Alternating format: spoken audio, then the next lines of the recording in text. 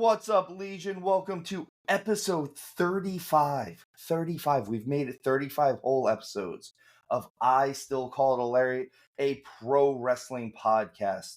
With me to review things in AEW and NXT is my Fezzik, Hound Dog. How you doing, buddy? I'm good, man. How are you? A little under the weather. Yankee game yesterday. We were just stuck in the rain, but I live in still Florida, worth man. it. It just rains. That's what happens. But it rains for like 4 seconds and then stops and gets hot. I was in the Bronx and just cold and wet. And you're already in the Bronx, so it's already kind of cold and wet. Listen, do not besmirch my stomping grounds. Oh, man, we got a lot to go over today. WWE's counting down on house shows. NXT had its go-home show before going to the CW. AEW had Grand Slam, and I don't know if they really hit a Grand Slam with their 2 episodes, but that's where we're at in the world. But before we get to any of that, first off, let me get to our nonprofit organization. That is Tap Cancer Out.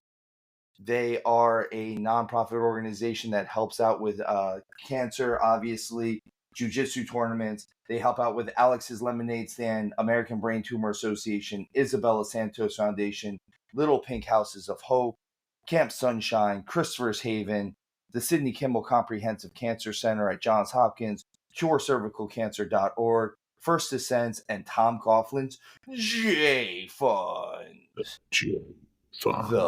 J Fund. Guys, as always, the information for that will be in our description below. Please help out. It's on all of our social media accounts. Please help out as much as you can. But to go along with that, on a lighter note, we have a lot of bonus content coming out this week. We have an interview with 3-time World Heavyweight Champion EC3. He's a 2-time TNA World Champion and the 1-time NWA Champion. And he goes in depth on a lot of the stuff that he will be doing in the future of wrestling, stuff that he's done in the past, gives you some glimpse into behind the curtain, if you will. We also have our preview episode of the Bad Blood PLE, where Hound, myself, and Mr. Showtime will be making our picks and predictions. Big episode for that one. And of course, Big AJ from the Costco guys will be doing an interview with us this week that will be dropping as soon as possible. He's got a lot of information to give us about future projects and how it's going to impact the wrestling world. Everyone should and needs to check all of this stuff out. And as always, guys, if you like what you're listening to, if you like what you're watching, and you just keep doing it, please make sure you hit that like, subscribe button, follow, all that stuff. You have no idea how much it helps us out. We appreciate every one of you and get on board. Come on, man. The Legion needs to grow. Well, not only that, there's going to come a point where you're going to start looking forward to hearing our idiotic rants between each other, and you'll start viewing us as those friends you never wanted, and you just want to hear us talk. It's going to be fun. Don't miss out. I mean, we're already each other's friends like that, so. Maybe. All right, with that, let's get to wrestling news around the world. Big news coming from WWE is that they are cutting down their house show schedule. I think this has some pros and some cons to it. Obviously, a pro is, instead of going to some place like 3 times a year, you're only going once a year, and every time you go, you're going to sell out because you're going to want to see them. Yeah, supply and demand. But I don't see how it's a bad thing, because think about the fact when we would talk about it when both you and I were just doing the independent stuff.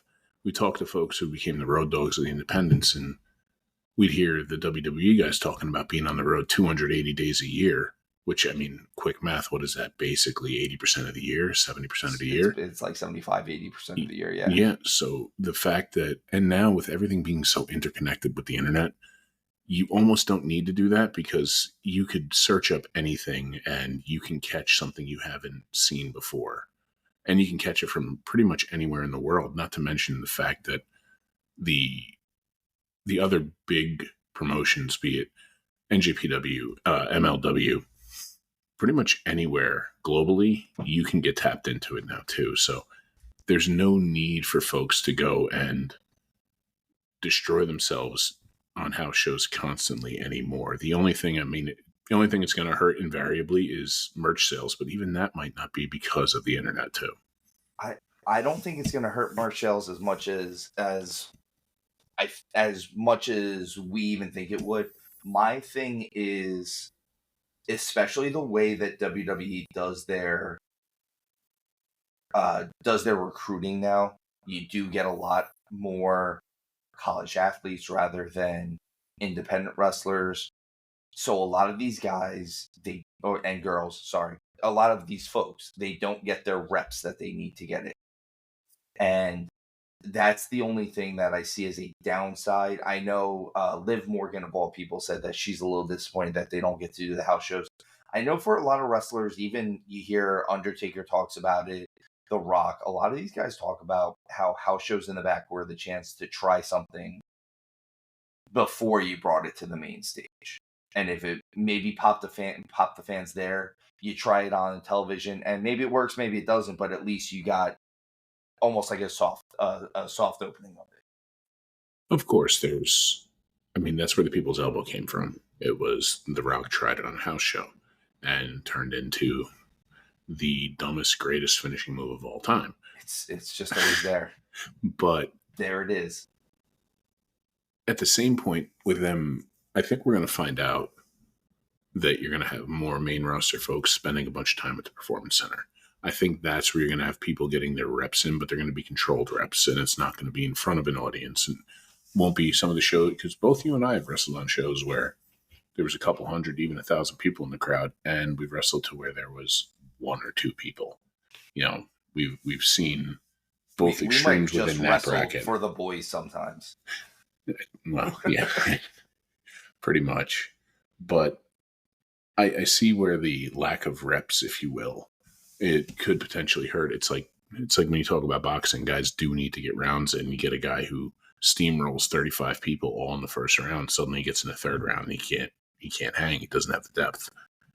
But I think you're going to see more folks in the Performance Center, and I wouldn't be surprised if you start hearing about a Performance Center in Texas, a Performance Center in the Northeast where I'm at, out in Cali, out in maybe Portland.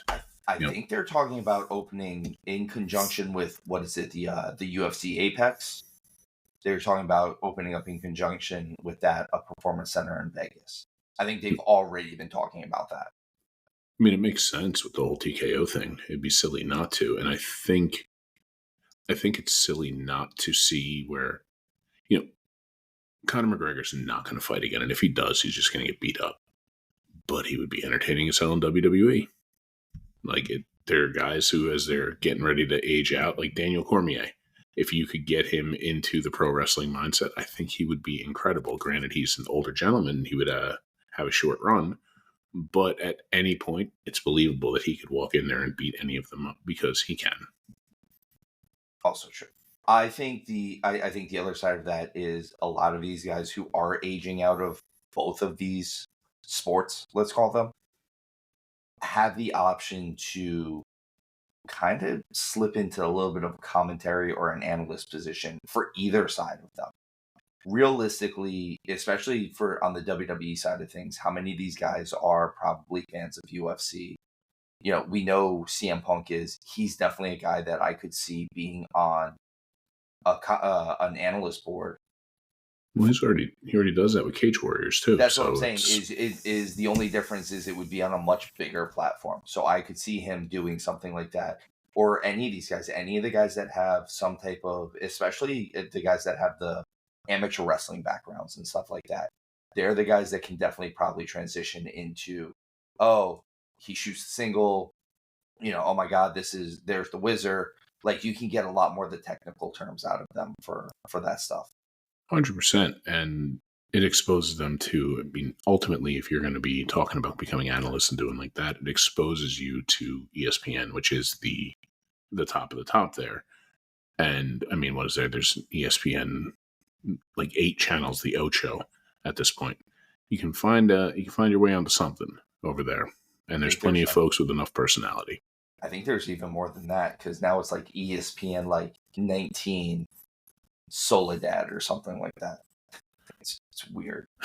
There's so many. But like I said, I don't think that this is the worst thing in the world. I think this is actually, I think there's more pros to them cutting down the house shows than there are cons at this point. And I think you'll see less injuries. It just, folks, there's a big thing to be said about being able to be in your own bed. Exactly. I completely agree with that. Let's see. We've got another kind of WWE / AEW thing. Rey Fenix is not going to be cleared to sign with the WWE anytime soon. AEW is adding injury time onto his contract. This doesn't surprise me. This is something that a lot of promotions have always done. You missed, even combat sports in general. Hey, you weren't able to fight. You have a 3-fight deal. You still have to get that 3rd fight in. It doesn't matter that we had it scheduled and it fell through. And WWE's been adding injury time onto contracts for years. I think TNA has even been doing it. This is not a new thing. It's just a matter of Pentagon, I think, is out of his contract. So it means that either he can go over there and wait for Rey Fenix, or he just wait for Rey Fenix. Yeah, and AEW is smart to do that too. AEW, we tend to bash it quite a bit. And the thing is, we don't really even want to. We want to be praising them. And that's the preface for all of that. But it'd be silly for them to say, okay, we could lock you in for X amount of extra time due to your time being hurt, and get somebody who's going to pop the crowd with some kind of wild crap he's going to pull in the ring, as opposed to just letting them go. I mean, I think invariably when those guys do sign with WWE, they're going to be NXT bound. Oh, I completely agree. They will definitely be NXT bound. My only thing with this is, I agree with you. I would lock him in just for business reasons. You already paid him for the contract. Like you paid him for the time, basically. So keeping him there, he'll still be collecting a paycheck, obviously. My only thing is with injury extensions like this, I always wonder if it's something. I realize that all these guys are working as subcontractors, but is this one of those things where they can maybe even lawfully get out of this? Just saying, hey, like, yeah, you're right, I missed this time because of injury, but the fact of the matter is, especially if they go back, a guy like Phoenix, hey, I injured myself in your ring.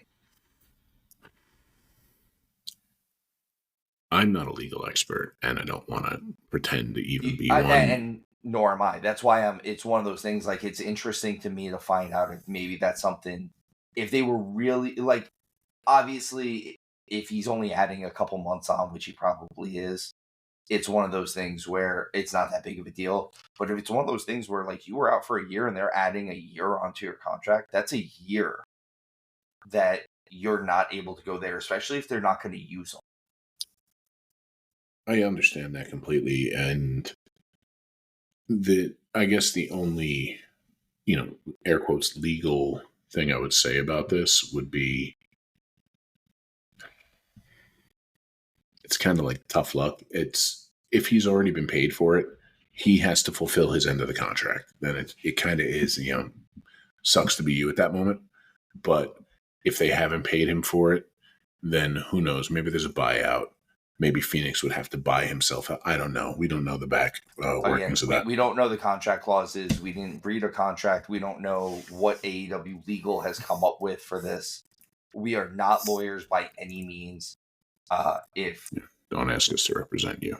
No, do not ask us to represent you. There will be way too much cursing. If you're in the wrestling business and you need representation, you should always go to Stephen P. New. We're not even being promoted by him, but that is the name that always comes up. If you need legal help in the wrestling business, Stephen P. New.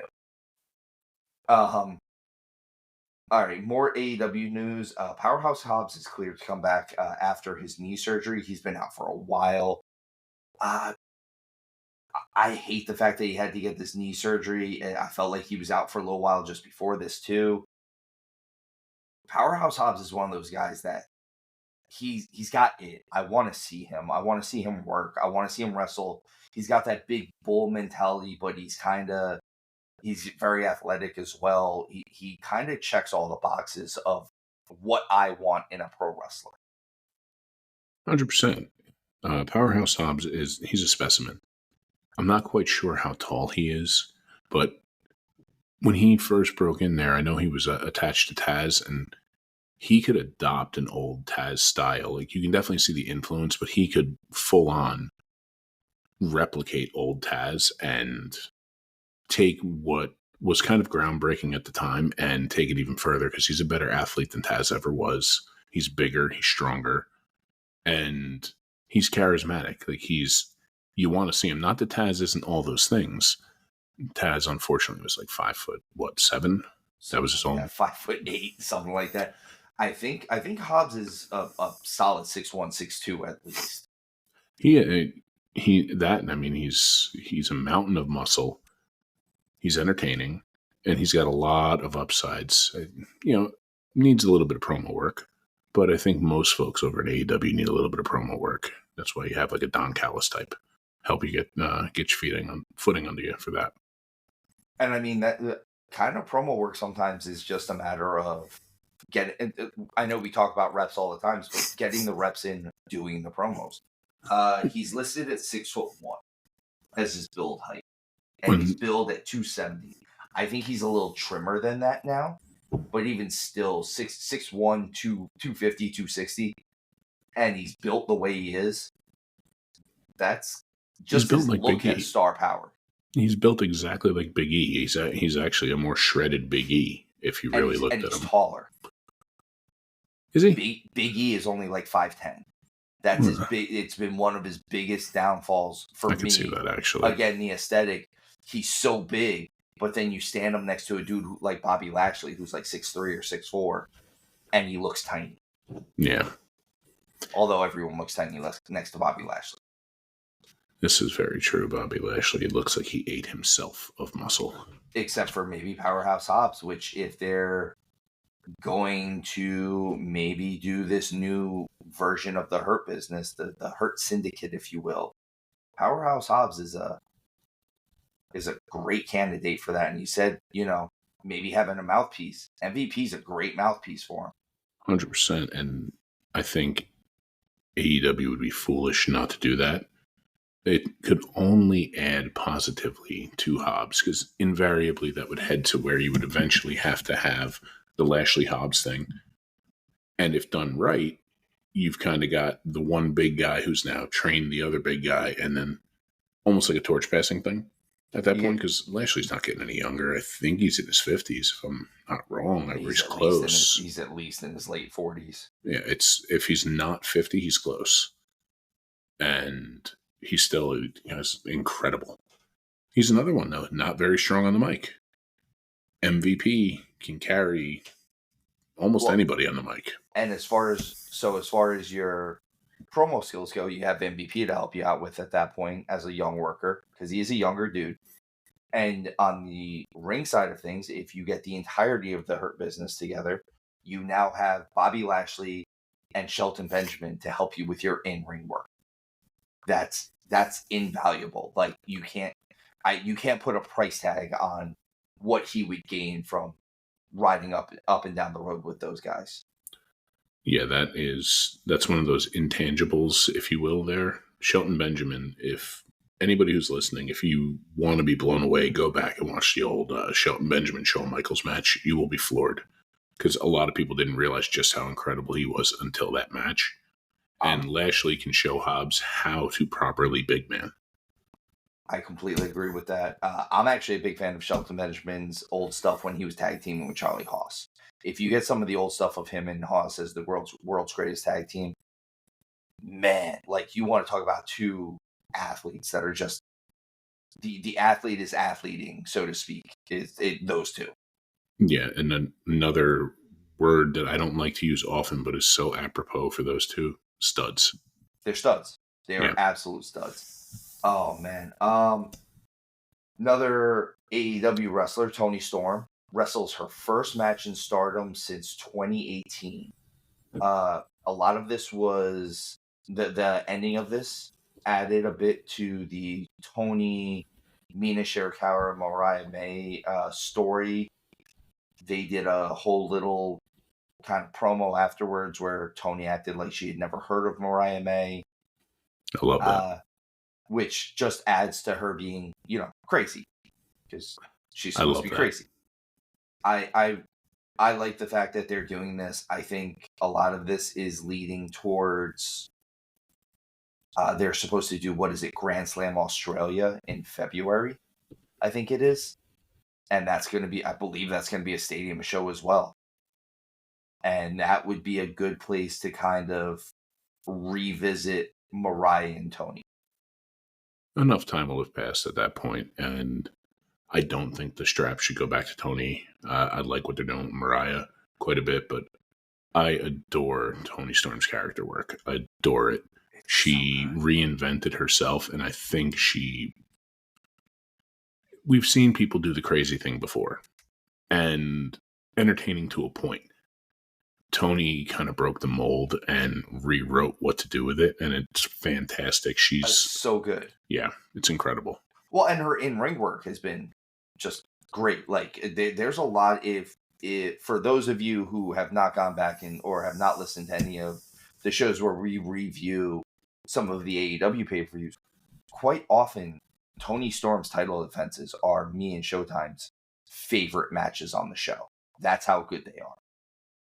I mean, don't get me wrong, Will Ospreay tends to steal the show, but as far as what our favorite style of matches, it ends up being the Toni Storm match. So it's a classic wrestling match. It's a wrestling match. I like watching a wrestling match sometimes. I don't need to see 9 million flippy doos. I don't need to know how athletic you are. I want to see the story in the ring.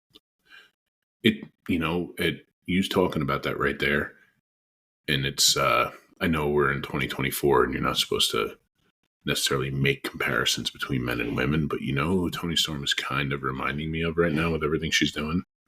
She's the female Jake Roberts of this generation. I could see that. Everything she does has a purpose. Every step, every look, every tilt of her shoulders, turn of her head, every bit of it. I think she is so much more calculated and intelligent than any of us have given her credit for. And I think we are sitting on, if they don't screw it up, because WWE dropped the ball with her. 100% they did. We could be talking in a couple years about, wow, one of the greatest of all time when it comes to the female side of wrestling. I absolutely agree with that. I think we might be talking about her like in that aspect with the Trishas and the Litas, and if we're talking about this generation, the Rhea Ripleys. Yeah, the female Mount Rushmore. She may very well end up there. She might. It's always hard to say a Mount Rushmore though, just in general. Well, we've never established one truthfully. When it's not colloquially spoken of who the Mount Rushmore is. Like, you can debate it amongst the men, but it's a conversation to start having, because female wrestling has changed so much from just being eye candy to, and I've mentioned it a couple times on a few different shows. You and I had the pleasure of being in Brooklyn and seeing Sasha Banks and Bayley tear the house down in the Barclays Center in a main event for NXT. And a lot of people were like, oh, what is this? And you and I were standing on the chairs applauding. This match was so good. Unbelievable.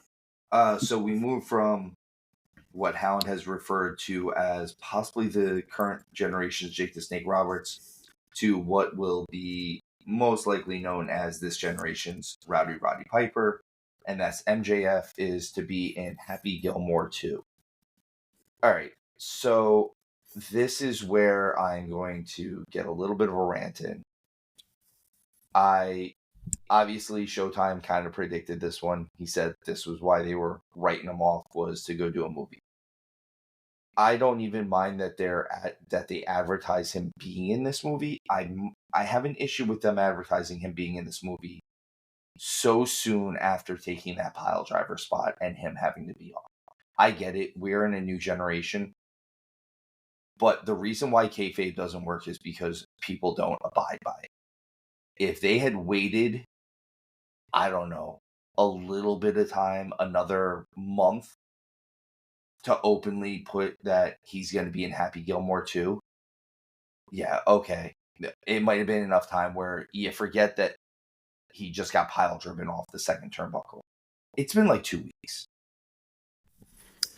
Well, remember, man, we're in the internet age, as I've referenced a couple times now, and what do they call it? The smarks, the smart marks. Everybody has access to all the dirt sheets at all times right now. I mean, it used to be when we were younger, we would have to word of mouth. Oh, did you read what was in PWI? And having a talk to each other, or page each other to then have somebody call you back to then talk about it. Not to age ourselves too much, but if any of you kids out there are listening and you have parents who are like doctors, ask them to see their pager, because they're the only people who still have them. Oh my gosh, I used to love texting people or paging people 8008S. Remember when like pagers got huge too? Like they were almost as big as like cell phones were for a little while, because like you would have that huge screen on them. Dude, you were the coolest if you had a pager and then you had that stupid lanyard keychain hanging out of your pocket all at once at the same time. Yeah. Oh, oh man, you were it. You were the cool kid. Is that what you were? Is that what we were? Not at all. No. I could never pull off cool, dude. Oh, man. All right. Well, let's go. I'm gonna pull us back a little bit. That's my job. I'm gonna get us back on track. All right. Let's move over to NXT this week. This is their go home show. They're still in the Performance Center. This is before their big debut on the CW. There's a lot of stuff that happened on this show. And they kicked off with an NXT Women's North American title match. Kelani Jordan, the champion, versus Ren Sinclair from No Quarter Catch Club. I love this match, by the way. This was everything that I want from an athletic workhorse style title match, which is what the North American title is supposed to be. They did it. You had Kelani Jordan, who did a lot of the kind of, if we're going to compare Dynamite Kid and Tiger Mask type of thing, she did a little bit more of the Tiger Mask stuff, the athletics, the spins, the twists. I don't want to say flips, but she did much more of the cartwheeling and the use of the ropes, where Ren Sinclair used a lot more of the wrestling holds, and you had that hold down style, and again that no quarter catch crew, that wrestling style. I have it written down here, and Hound, I'll get your thoughts on this in a second, but my only critique is these two women are inexperienced. The upside is that I'm excited to see what they progress to if this match was this good already. If that's your only gripe with the match, is that they're inexperienced, and it's not a real gripe. But that's exactly what I'm getting at. And then to counter with, I'm excited to see what's next. Then everything about that match delivered as it should, because they're both very young ladies, extremely talented, and yeah, Kelani Jordan is more acrobatic, let's say, and you couldn't have Ren Sinclair doing the acrobatic stuff because she is a part of the No Quarter Catch crew. They're supposed to be shooters, if you will. It's a good contrasting style, and I think what that showed more than anything is because NXT, their timeline tends to be sped up a little bit because they are trying to push people to the main roster. But I think 18 months from now, we're looking at the two of them main eventing a takeover or a PLE for the NXT Women's title. I think you've established that this is the path for the two of them. I think Jordan gets there first, and Ren Sinclair is the one who comes up through everything. I think she's going to get a lot of people on her side as it's going. I completely agree. Like I said, my critique of this match is not a real critique. That is a nitpick. And the fact that I said, I'm excited to see where they go. Like, could you imagine where they are in 3 years? Like it'd be like I'm getting goosebumps thinking about how good this match was, and in 3 years how good this match could be. No, 3 years, I fully believe in 3 years you're talking about two people who were in major programs on the main roster, and consider those styles. I think a good lord, a Ren Sinclair would do wonders with Becky Lynch. I think you've got something incredible there. And Kaylani Jordan, let her and Bianca go. Just be like, hey, look at how even her and Jade. Good lord, oh god, Tiffany Stratton, jeez Louise, that's even better. But yeah, her and Bianca, her and Tiffany, Roxanne at that point. Roxanne, I mean, or any of them working with Rhea. Yeah, Liv is coming into her own a lot more lately. Like I said, this match got me really excited. I was really happy.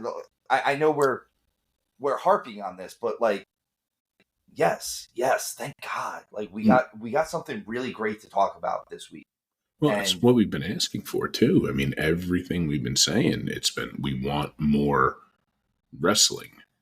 Everything doesn't and again, these are our opinions. This doesn't make it fact, but everything we ask for, it isn't always super work rate, and neither one of us want 4,000 finishers that get kicked out of and everything else where you devalue the move.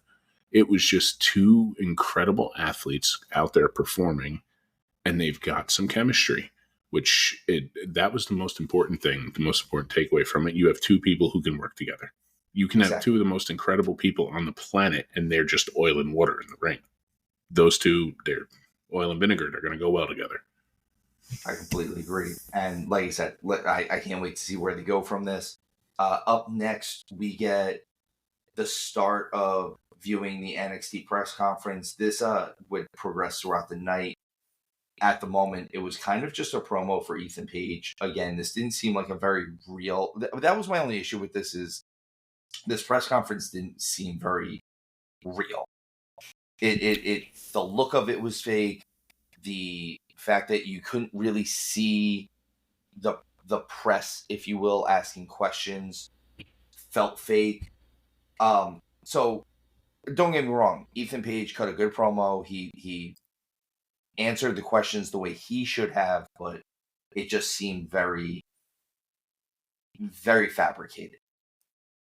And I think that's fitting with his character. My only issue is that this fabricated press conference went on through the program, the entirety of the program. Again, it's back to another thing we've said. Sometimes things stick around just a little bit too long.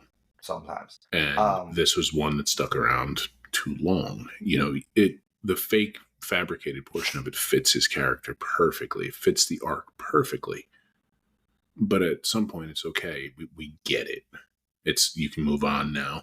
It didn't do the show or Ethan Page any favors. That's what. So like, Ethan Page didn't do the press conference all night, but the press conference lasted all night, and it just felt very, I don't know. Like I said, it just didn't feel realistic. But this went right into, we get a back locker room segment with CM Punk, with Javion Evans, only for a second, and then he has a talk with Trick Williams, letting him know he's going to call it completely down the line. He's not going to side with Trick or side with Ethan Page. No one is allowed to cheat. No one is allowed to use cheap shots.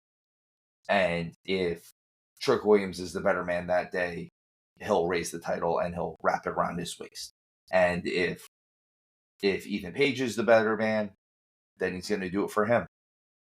I like this. I like this kind of more down to earth Punk, where on Raw we're getting him and Drew McIntyre in like a down and dirty blood feud.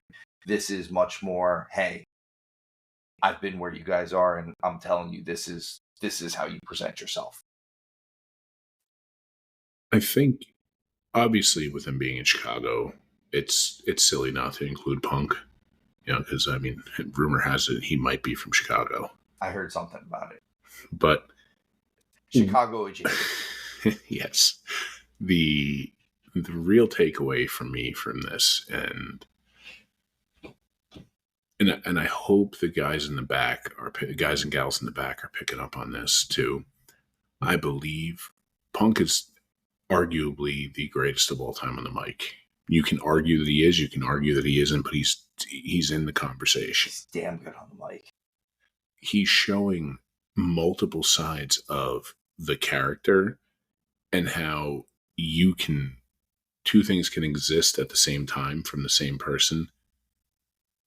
And if he's giving the young talent a chance to kind of learn from him, and I'm hoping they're taking these cues, because if I was in their position, if I was their age and that's what I'd be taking from it. You can get angry Punk with Drew McIntyre and whoever it's going to be after Drew and all that, and go back to the pipe bomb, and it's incredible.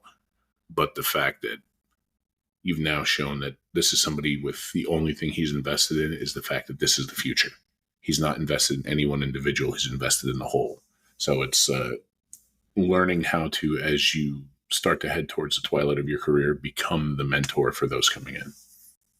Which I enjoy that. And the fact that he likes to hang out at the Performance Center and actually work with these kids, I like that. And if they're not taking advantage of that, that says more about them than it does about him.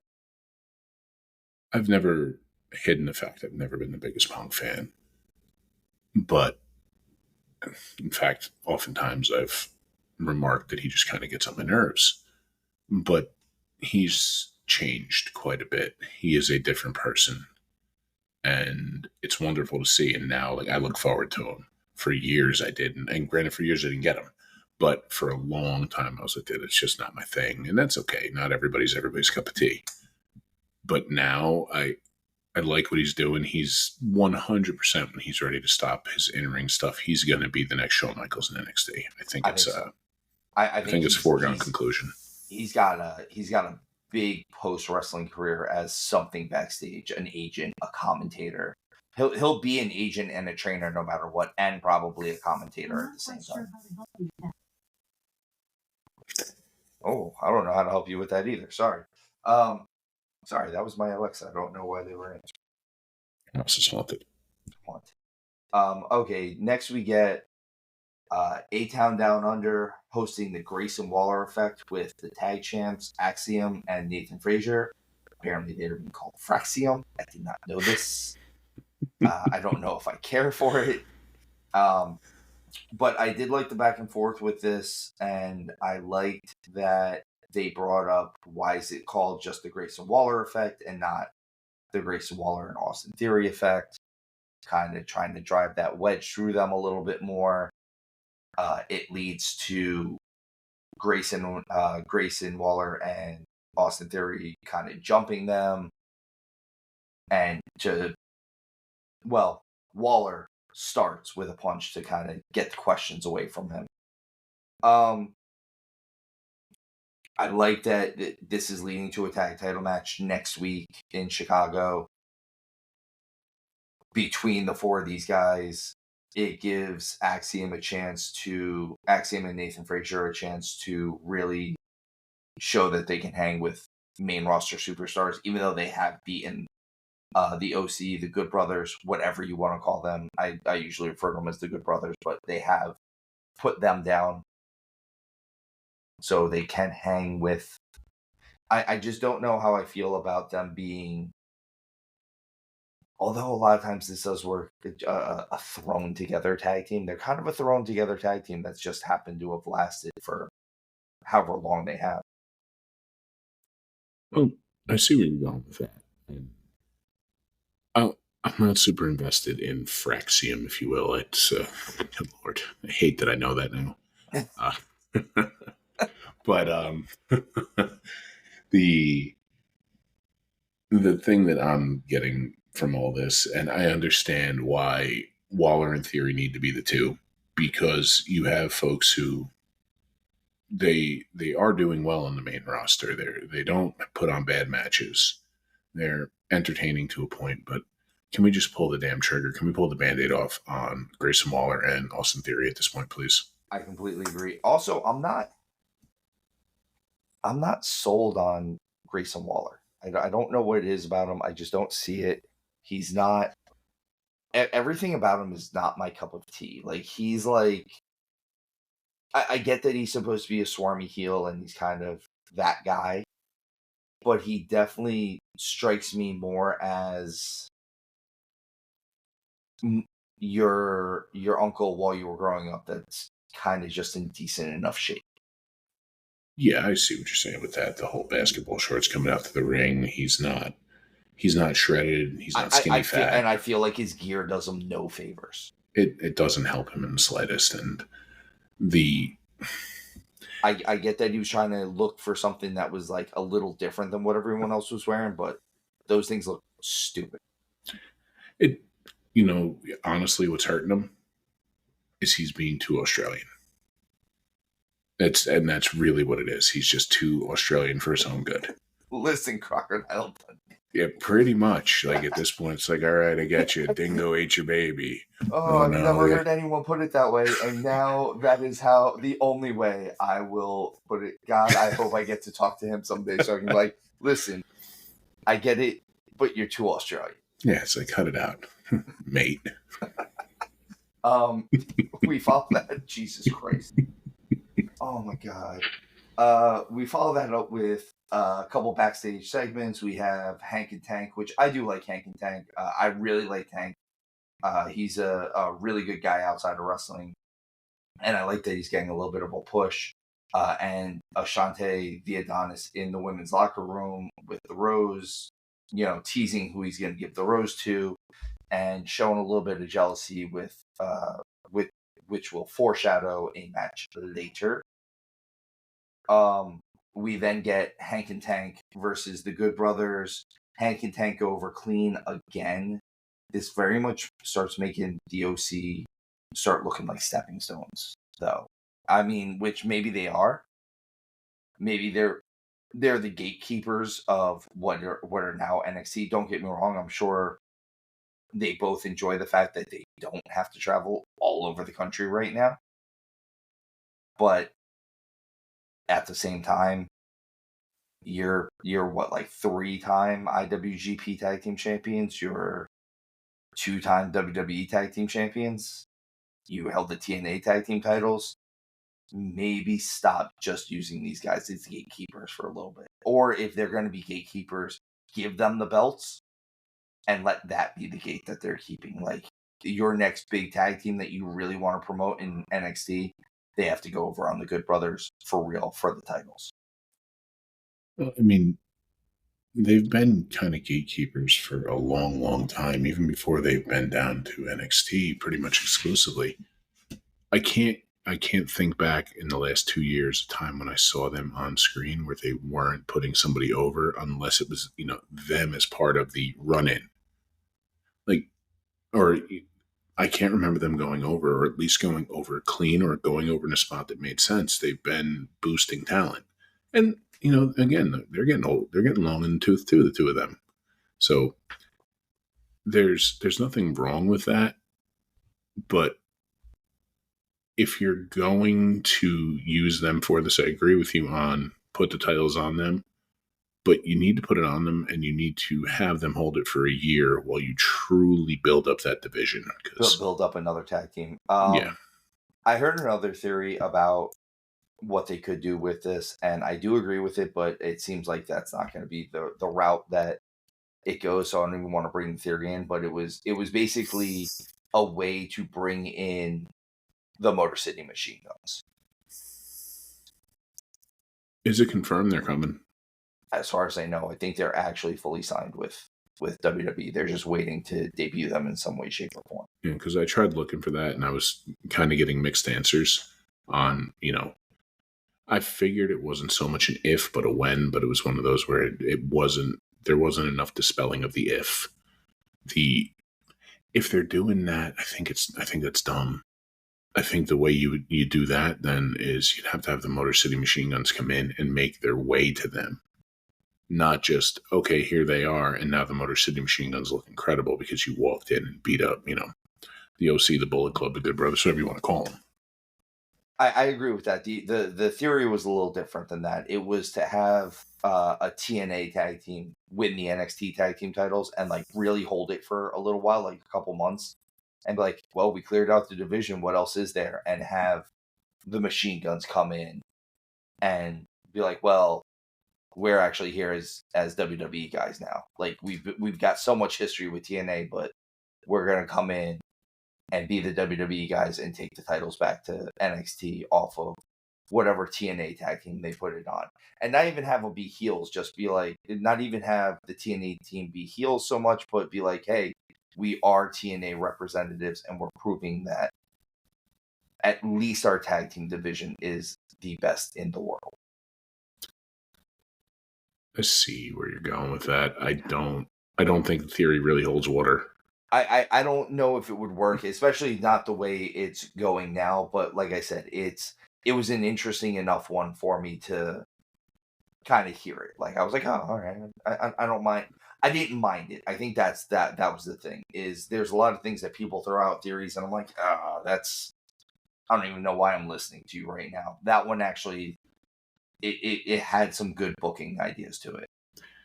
There's legs there. There's definitely some legs there. But it's one of those things where I think the margin for error is really super thin. I think that's something, I guess a phrase that I haven't heard in a while, but you could jump the shark with that pretty quick if it's not handled virtually perfectly. I agree. I like I said, I mean, everything has its time, its place, and its opening, so to speak. All right, we get Lexis King versus Aura Mensa. I will say this about Lexis King. I've been saying this since he got to NXT, which is something that I can't say about him being Brian Pillman Jr. in AEW. He's presented like a star here. This match was good. There wasn't anything super, super special about this match, but I will say this. Aura Mensa's name, I think, might limit him. It's kind of a weird one, especially unless you're gonna, for some reason, put him with like Obafemi and have basically the two guys that are like that together. And I don't even mean as a tag team, just they're in a group together, some way, shape, or form. Aura Mensa, it's a weird name. I don't know if I don't know if it. And I could just be being the idiot white guy here, but it just doesn't reciprocate with me the way that I think he wants it to. Look, man, I'm not so much worried about if they make a Hooked on Phonics name team. I'm really not. That doesn't matter to me, and in the slightest. But the Lexis King, they don't. And this is a thing that I hear too often. Somebody who's being presented as a star and is being positioned for something. You can tell he's being positioned for something, and it's, let's say he's probably 6 to 8 months away from whatever this is. You don't have to have a classic every time. It just has to be enough to get the job done. No, and I think that's what they did here. Like I said, I'm not really bashing the match at all. It was a good match. It was what they needed to have him. It was what they needed both of these guys to do, to have this little program that they're having, which at some point will move them into a bigger program with someone else. The one thing I'm really hoping they kind of steer clear of here is, depending on who you ask, Lexis King is kind of one of those. He's kind of almost royalty, because Pillman is a beloved name, but it's one of those where it's a beloved name. It's a beloved name with the hardcores, and you could really spoil it quickly, like they did in AEW. They did him no favors with that, and especially whatsoever. When I'm sorry, but like MJF on the mic kind of just ate him alive, and it really hurt him. And that's the thing, and that's another thing I felt like in AEW. This is one of those times where he didn't necessarily get enough reps. Yeah. For what he needed to do. I thought he was a great athlete. I mean, and you look at him now and he's just, it's almost, it really, it's not just a different name. He's a different guy. And that's the important thing here is look, I will begrudge nobody taking advantage of a name that gets a door there for you, but the fact that he's forging his own path from it, I am rooting for him very, very hard. I would like to see him turn this into something extremely special, and I think he's got all of the goods to get it done. I absolutely agree. I think he has all the things that his father had. Yeah. Which is saying something, because his father was 20 years too early. So maybe we're going to get the version of we're going to get the version of him at the right time. Gosh, man, that Stone Cold Pillman thing I'm time machining right now and reliving it. That was way ahead of its time. Like, I remember when it happened, and I was just like, did we just witness a murder? Well, and we almost have a couple times now. Hey. Oh man. To go along with Tony D'Angelo's personal Rocky story, we get his Rocky montage. That's literally all I'm going to say about it, because what I have written here was it's ungood. Something can be so bad it becomes charming. Like, and this is like a dog who's kind of so ugly it's cute. Well, here, and this is because, we're both nerds when it comes to this, and this might even be a bit too nerdy for you. My absolute favorite, set of films of all time are the trauma films of, Class of Nukem High, Toxic Avenger. So Toxic horrible, Avenger. So horrible, they're wonderful. Like that horrible movie we were told about Rubber, about the sentient tire that rolled around and blew stuff up. So bad, it's great. This is not that. It's not. This is so bad, it's bad. I'm hoping this will age well, because a lot of things sometimes they come out and it's like and then you look back and it ages spectacularly. I'm hoping that does this, because I like Tony D'Angelo to a point, and it would be. I don't want this to be, something that we've seen people who are extremely talented on the mic bury an up-and-comer for something they did a long time ago and they never recover. And I'm hoping this is something that ages well. We get, immediately following that, we have Riley Osborne from Chase U versus Ridge Holland. This is more of this Chase U story. I'm just going to say it.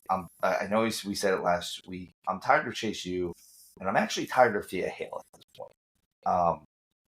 I liked Thea Hale when she went a much more serious character.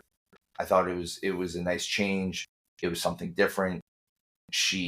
I thought what she was doing had legs to it, and now she's just reverted back to this, and nothing good comes from going backwards, I feel like. 100%. I'm over Chase U, but I think we're just in agreement on that. Like, it's time that this needs to be. We need to figure out how to disband Chase U. Yeah, you bring it back once in a blue moon. Yeah, or Andre Chase just needs. I mean, he's not even on screen right now, so we're defending Chase U's honor for the Chase U that doesn't exist. Yeah, that, and to go back to your going backwards is never a good thing. Far too often I've seen it where somebody will do something, and it definitely, you look at it, you're like, all right, there's something there. We don't know what it is yet, but all right, the skeleton is forming, and we can put the rest of the body around it at some point. I think they don't know what to do with any of them, and they just don't want to take them off screen. Because, again, I don't know their contract status or anything, but who knows if they're coming close to being done, and they're just trying to find a way to keep them. I could see that. I could definitely see that. Like I said, it's just whatever this is, and if Legion, if this is working for you, again, let us know. Comment. Tell us why we're wrong. Tell us why we're right. Let us know all of this stuff. Yes, tell Steve why he's wrong. Yes, I'm usually the one that's wrong. So let me know why I'm wrong. Let Hound know why he's right. No, listen, and our other stuff. I need you to tell. Need all of you to tell Showtime why he's wrong. He doesn't even read those comments anymore. Oh yeah, they're the outliers that don't Yeah, exist. yeah, The exception to prove the rule. Yes, that's the fake news. Jesus. I love it. We get Wes Lee and Zachary Wentz in a really good satellite footage promo segment here, where it definitely feels like they're redoing the Seth Rollins Matt Riddle build up. But I also like that they've got this really good build up for this street fight that they're about to do. Like I said, I really like this. Especially, I like the idea that neither one of them is afraid of it. Like, as much as Wesley is the heel, he's not afraid of his brother. The important thing that you said in all of that is you referenced a feud that was really done well. And there's nothing wrong with taking a script that you know is successful and giving it to these young up-and-comers. I mean, how many times have we seen essentially a recreation of a match from 20 years ago where we see that finish and they've put a modern spin on it? This is still kind of fresh, but Riddle's no longer there. So, and if you're comparing anything that Seth Rollins is doing in a lead up with these guys, you know that they're on something. It's on to something. Exactly. Yeah. And I like that they did this. They had the cursing involved in it. Like, they had the bleep outs. It happened allegedly off camera. So, like, all of that was cool. And I like that they put kind of the young guy spin on it a little bit. Like, oh, he's on his way. Okay, say less. And he met him out in the hallway, and they just had the fight then and there. So again, I like what they did. I like everything that they did. It's just, for someone like me and someone like you who are kind of wrestling historians, I know Riddle's been gone for a little bit, but like, it definitely hit very close that it happened so quickly, especially since all of them were close with Riddle. So to do the Riddle spot or the Riddle promo, it almost seemed a little bit too soon. But again, that doesn't mean that this wasn't good. It's just, in my thought process, it's a little bit too close. Something can be akin to something else. And I mean, everything takes inspiration from everything. There's no such thing as an original thought anymore. You know, humans have been around for too long. Use your own word, in your own words. Fleek, flark, fluke, flark, fleek. Yeah. Awesome. This is where we're at now. Oh my God, that just hurt my brain. Yeah. You're dumber for knowing me. Well, I you go, buddy. God, I would never made it through college if it wasn't for my horse. What happened? Oh my gosh. And for anybody listening, sorry about that. That was just us playfully bantering back and forth about stuff from the past there. But there is no such thing. Everything's been done. Simpsons did it is the funny joke about it. Simpsons did it a long time ago. And that's okay. And that's really okay, because that's why, even if, I mean, it almost gave off kind of too, which is it had the realism. And I'll tie this to MMA. This gave off almost a John Jones, Daniel Cormier thing there. Definitely did. It had the realness. Like, they played their parts well to where you're like, no, these dudes are really trying to kill each other right now. So they did absolutely well. Agree. And they deserve props for that. We got a women's tag team match, which was kind of just a reason for Ashante the Adonis to come out and give a rose to one of the girls that's not in the tag team match and cause some type of jealousy there. That whole storyline is just not hitting for me. Again, honestly, if it wasn't for the fact that I thought about it, I hadn't thought about it, I probably would have fast forwarded through this match. Truthfully, I hate to be that guy, but I would have fast forwarded through this match. I don't watch reality TV. Like, I don't care about The Bachelor or the whatever the hell it is. Like, we immediately go from that into something that did interest me, though, and that was CM Punk and Ethan Page backstage. And we get the same type of talk between Ethan Page and CM Punk that we had with Trick Williams before. You get the eye-to-eye stare down. I like this because you kind of get to see how big Ethan Page is as well. It kind of portrays him as a bigger dude. You get to see the big athletic guy that he is. And they have the talk where I told Trick Williams, if he's the man, I'll give him the belt. If you're the man, I'll give you the belt. I'll call you the winner. Hell, if you want, I'll even wrap it around your waist. Like I said, I like this version of Punk too. I like what Punk is doing right now. And I like what Ethan Page and Trick Williams are doing right now. Like, all of it kind of is just working. The only thing I hope doesn't come out of this is I hope to God somehow, and I think it'll happen. I think there'll be a ref bump. I think inevitably Punk is going to get ref bumped there. But the only thing I'm afraid of here is that somehow this is going to tie something into Punk being involved with that title scene. And I don't want that. Like, you're printing money with McIntyre right now. And he referenced, believing that he would see Ethan Page sooner than later. What was that, like 2 weeks ago or a week and a half ago, whenever he said that? But he definitely referenced he believes he's going to be standing across from Ethan Page. I really hope that wasn't like burying the lead. I really hope it wasn't. I don't think so. I think Michaels and HBK and Punk are kind of better about their storytelling aspects than that. Normally, yes, but we've. Everyone has a slip up. I don't think that this would be it, though.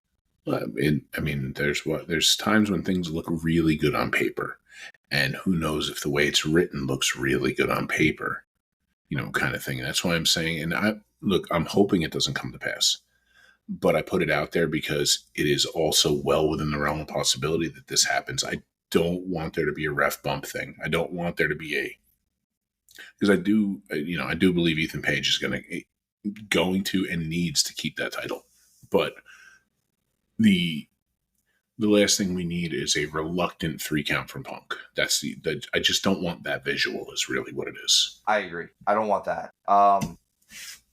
But we'll see what happens in a couple days, literally.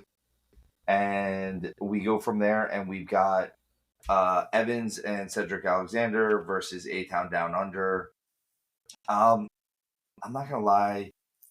There wasn't much to come out of this match. In fact, as much as I praised that Kehlani Jordan match earlier, this match looked kind of sloppy. And there are times where sloppy matches look good to me. Like, oh, this doesn't look planned. Everything looks like a fight. It wasn't that kind of sloppy. It looked like they didn't know where to get their footing. They were all over the place. I think it crystallized what I said earlier. Sometimes it's just oil and water, and I think you had that happen there. I think this was what that was. And like I said, I like most of the guys involved in this match. I even try to give Grayson Waller a little bit of credit here. This just wasn't, everything involved in this just didn't, I don't know if it was a misstep, if just everything they were doing, it seemed like everyone was out of place during it. Yeah, it just, sometimes, you try to get 2 and 2 equal and 4, and sometimes you're just not going to get it. I definitely think they hit 3.5 on this one.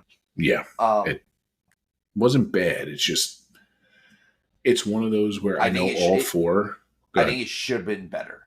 That's the thing. I was expecting better out of it. It's one of those where I know all 4 got in the back and said, I hope we get another chance to do that and show people, because it could have just been anything. There could have, who knows, but there was definitely just something off. If this is like where you need to be, they were just slightly off center. I agree. And final part of the press conference ends in the ring with Roxanne and Julia. All right, so let me say this. Roxanne stuff hit for me. This was really good. Julia's stuff, even the stuff she said in Japanese, didn't hit for me. Like, it didn't seem serious.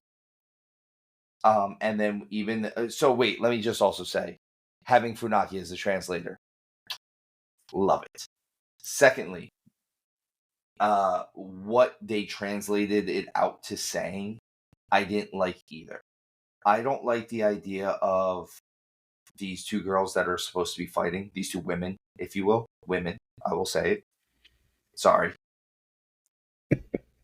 are supposed to be fighting, and Julia's term was, "I want you to pass. I'm here for you to pass me the torch."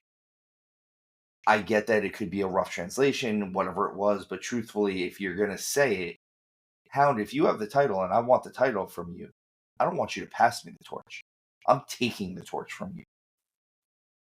I think you're on something with the rough translation, because I mean, pick any phrase you want and go to Google Translate, and you'll find that any of the Asian, the tonal languages, something always gets lost in translation there. And I think really that's what it was. I really want to believe that's what it was, but again, it's one of those things where I wanted her to say.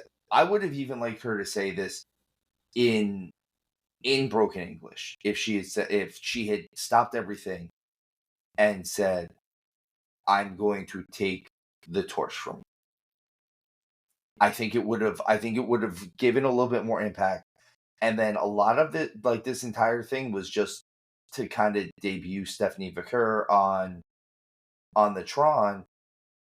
And even that, it lost a little bit of it, because I think if she had shown up in person, I think it would have been a little bit more ooh ah. Her being on the Tron, especially the way things were going, was a very, even Byron Saxton kind of felt like it felt like he couldn't save that one. Like he was like, "Oh, like what's going on, guys?" You've got a language barrier happening, which is going to make things difficult. And I think the whole thing missed because they used the word torch. Replace the word torch with title, and I think that whole thing hits differently. And I agree. If she just said, "I want your title," yeah, and again, I get what they're going for. I do, but I'm sorry, I don't think Roxanne's carrying a torch yet. Like, I really don't. I agree. She's I mean, she's good. She's the face of NXT's division, but the torchbearer is probably someone on the main roster, realistically. I mean, it's one of the four horsewomen. I mean, it's Charlotte. I mean, at truthfully, it's Charlotte. It might be Rhea. Rhea might have snatched that torch away. Actually, now thinking back, Rhea did go over on Charlotte and Mania. So if anything, Charlotte passed it to Rhea. You know, it's you like can't Rhea have a torch. Is the person who's holding that torch, and kind of should be.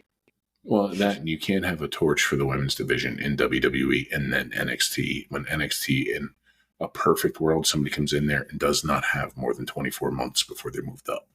So exactly. Like, here you go. Here's your match. Like, you're not passing a torch. Here's your lighter. Kind of. Oh man, but that's NXT.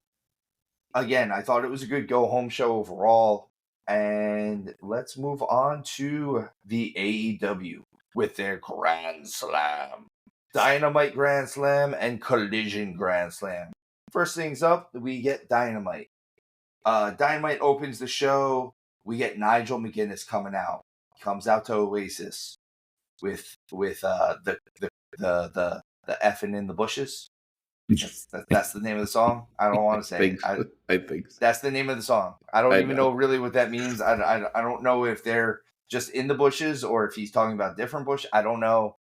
Either way, him coming out to it has sparked Oasis getting back together. So good for Nigel McGuinness. Good for Oasis.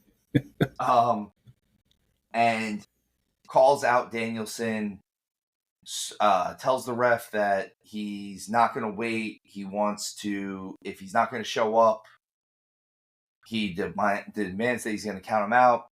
Ref gets to 7 or 8, and Danielson's music comes on, or the final countdown comes on, and we get a hell of a match. Now then, I'm not questioning the match whatsoever. The match was awesome. Was opening the show with Nigel versus Danielson the right decision in your opinion? 100% not. Okay, because I don't think so either. I think they could have really, really milked that cow for the whole night. They could have. I think closing with Nigel and Danielson might have been a better option than opening with them. I get what they were trying to do with Moxley and Darby and closing out the show and setting up a future match. But at the same time, I think opening with, I think if you had Nigel still do all of this, and instead of Danielson come out at 8 or 9, you have Christopher Daniels, who's the pseudo general manager, or you have actually Toni come out and say, hey, I know you haven't seen him. No one else has seen him. I've seen him because he's in the trainer room. He's still getting checked out. And you tease this idea all throughout the night of will he, won't he, will he, won't he. I'm going to give him the benefit of the doubt before we actually have to count him down. And maybe even just before, or even like at the 9 o'clock hour, you show the trainers, and you still don't show Danielson the whole time. And you just show the trainer saying, I don't know if we can clear you, man. Like, I don't know, like, they use the medical speech. I just don't see, I don't know if we can, in good conscience, clear you tonight. And now you're sitting there with it. And at like 9:30, Nigel comes out. I've given you an hour and a half. If you're not out here now to have this match, I want my count out win. Yeah, they didn't need to close the show with that, but they could have extended it. They kind of did need to close with Mox and Darby because of what they did at the end. But you could have done every last little bit of that. You could have spun it a different way.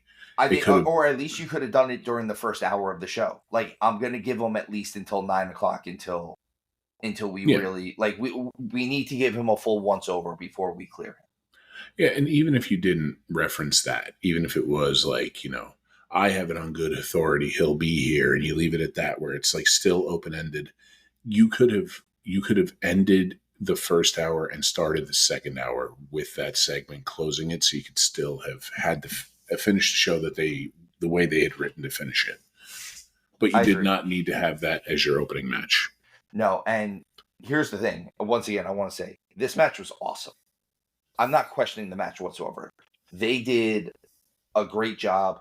Nigel, who hasn't had a singles match in over 10 years now at this point, and Danielson, you said it before we came on. They did better for longer than we would have given them credit for. Yeah, I remember when we were talking about this, I said, I don't doubt for a moment that they're going to do okay, but I thought it was going to be 7-8 minutes. And then you would start to see, like, the way, I mean, if it was up to me, and maybe this is why I'll never get hired as a writer, I would have had it be something where Nigel looks great, Nigel looks great, Nigel looks great, and then eventually just the father time catches up to him there. But I get it. Right now, this is Danielson's greatest hits. This is what we're doing. This is Danielson's farewell tour, which I understand why Moxley has to be a part of it, but we get Christian comes out. He's going to try to cash in. I have a question with this one, because this was Kip Sabian steals his pen before he can sign his name on the contract. Why isn't his name on the contract already? Because it's not Money in the Bank.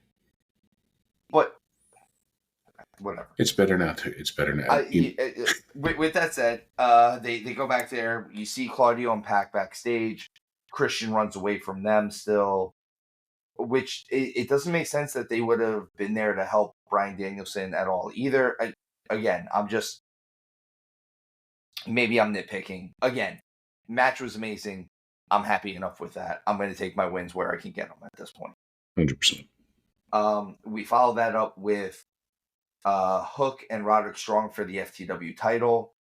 At the end of this, the FTW title officially gets retired. I feel like this was long overdue. I think this is Toni finally listening to a lot of people saying that the FTW title just didn't need to be around anymore. I have questions about this match. Like, why did the Undisputed Kingdom shake Hook's hand at the end of this? It just seemed like it seemed out of character for them. They had been heels the whole match. There was no reason for them to shake his hand.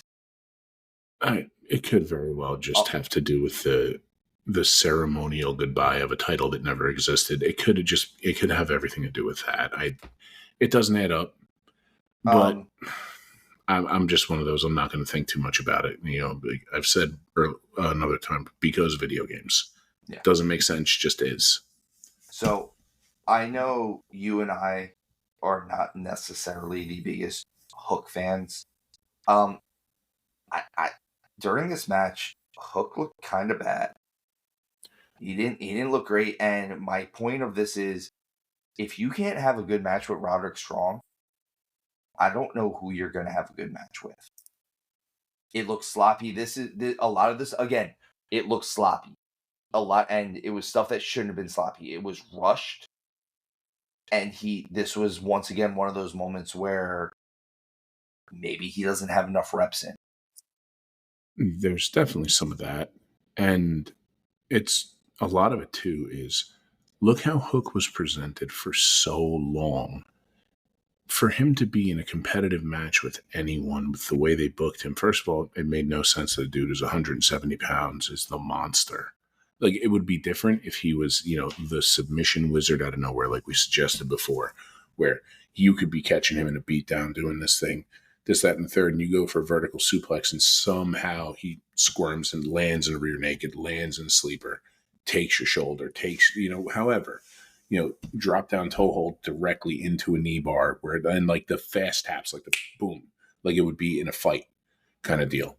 That's how I think they should have handled the Hook thing. But that's the thing, man. You're not a monster. He's not. And to go along with that. And Roddy Strong is a monster. He's so good. Yeah. He's so good. What I have written down here is I kind of wish Hook had dropped a little bit of the tough guy thing when he was retiring the title. I think it would have given a little bit more to it. Like if he didn't put the bass in his voice, if he had just been thankful and appreciative and I appreciate the moment that he had with Taz. It's his father. It's the FTW title. It's his dad's belt. Giving it back to your father. You get the hug. But the way he spoke, it again, and this is who's going to teach him to do this there. Well, I mean, the one thing I'll say in a positive about that, and I see what you're saying, and I don't disagree, but in a way, at least he kind of kept kayfabe. I mean, there's that too. That's the only positive spin, and I'm trying to find more positive spins for AEW stuff. I'm trying. Again, this match was just not the best for me. But again, I think Hook needs reps. That, and I'm hoping somebody involved with AEW hears what we've said, and if they can pivot him into that, like Taz was the human suplex machine, have Hook be the human submission machine. Yeah. Like something like that. Just everything. Just have him do that. Honestly, Hook's one of those guys where if someone else, I don't know who's producing his matches, but I feel like if someone else was producing his matches, we might get some better stuff. Yeah, it's, for anybody out there listening, and I'm not exaggerating when I say this, I'm legitimately 6'8" and I'm 390 pounds. I would make Hook look like a child, and they would present him as somebody where if he hit me with a crossface, I'm supposed to act like it did something to me other than annoy me.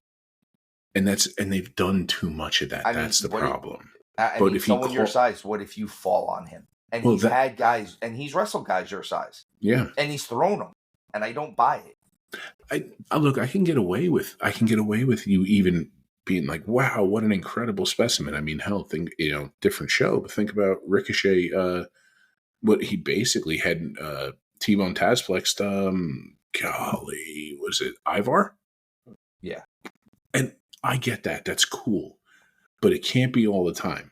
Where and just using me with as big as I am comparatively to Hook for that doesn't hit, doesn't make sense with the audience. But if in the process of all that, he caught me in an armbar and forced the insta-tap because he's such just a monster when it comes to that. The Frank Mir armbar onto Tim Sylvia. Yeah, something. Yeah, or even when Mir caught Lesnar with that heel hook. Yeah. Because they're insta-taps. And I think if they do something with that, you could turn him into something special, and don't let him talk on the mic. I'm sorry, but stop trying to make your voice 6 octaves lower than it actually is. Which you friggin' How did I refer to his hair? I don't remember. Sharon. Sharon. Ah. Jeez. All right. On to so we get Ospreay and Fletcher next. The good old United Empire versus the Young Bucks for the tag team titles. We get a screwdriver that doesn't get used because Ospreay is a babyface and he will not let Fletcher use it.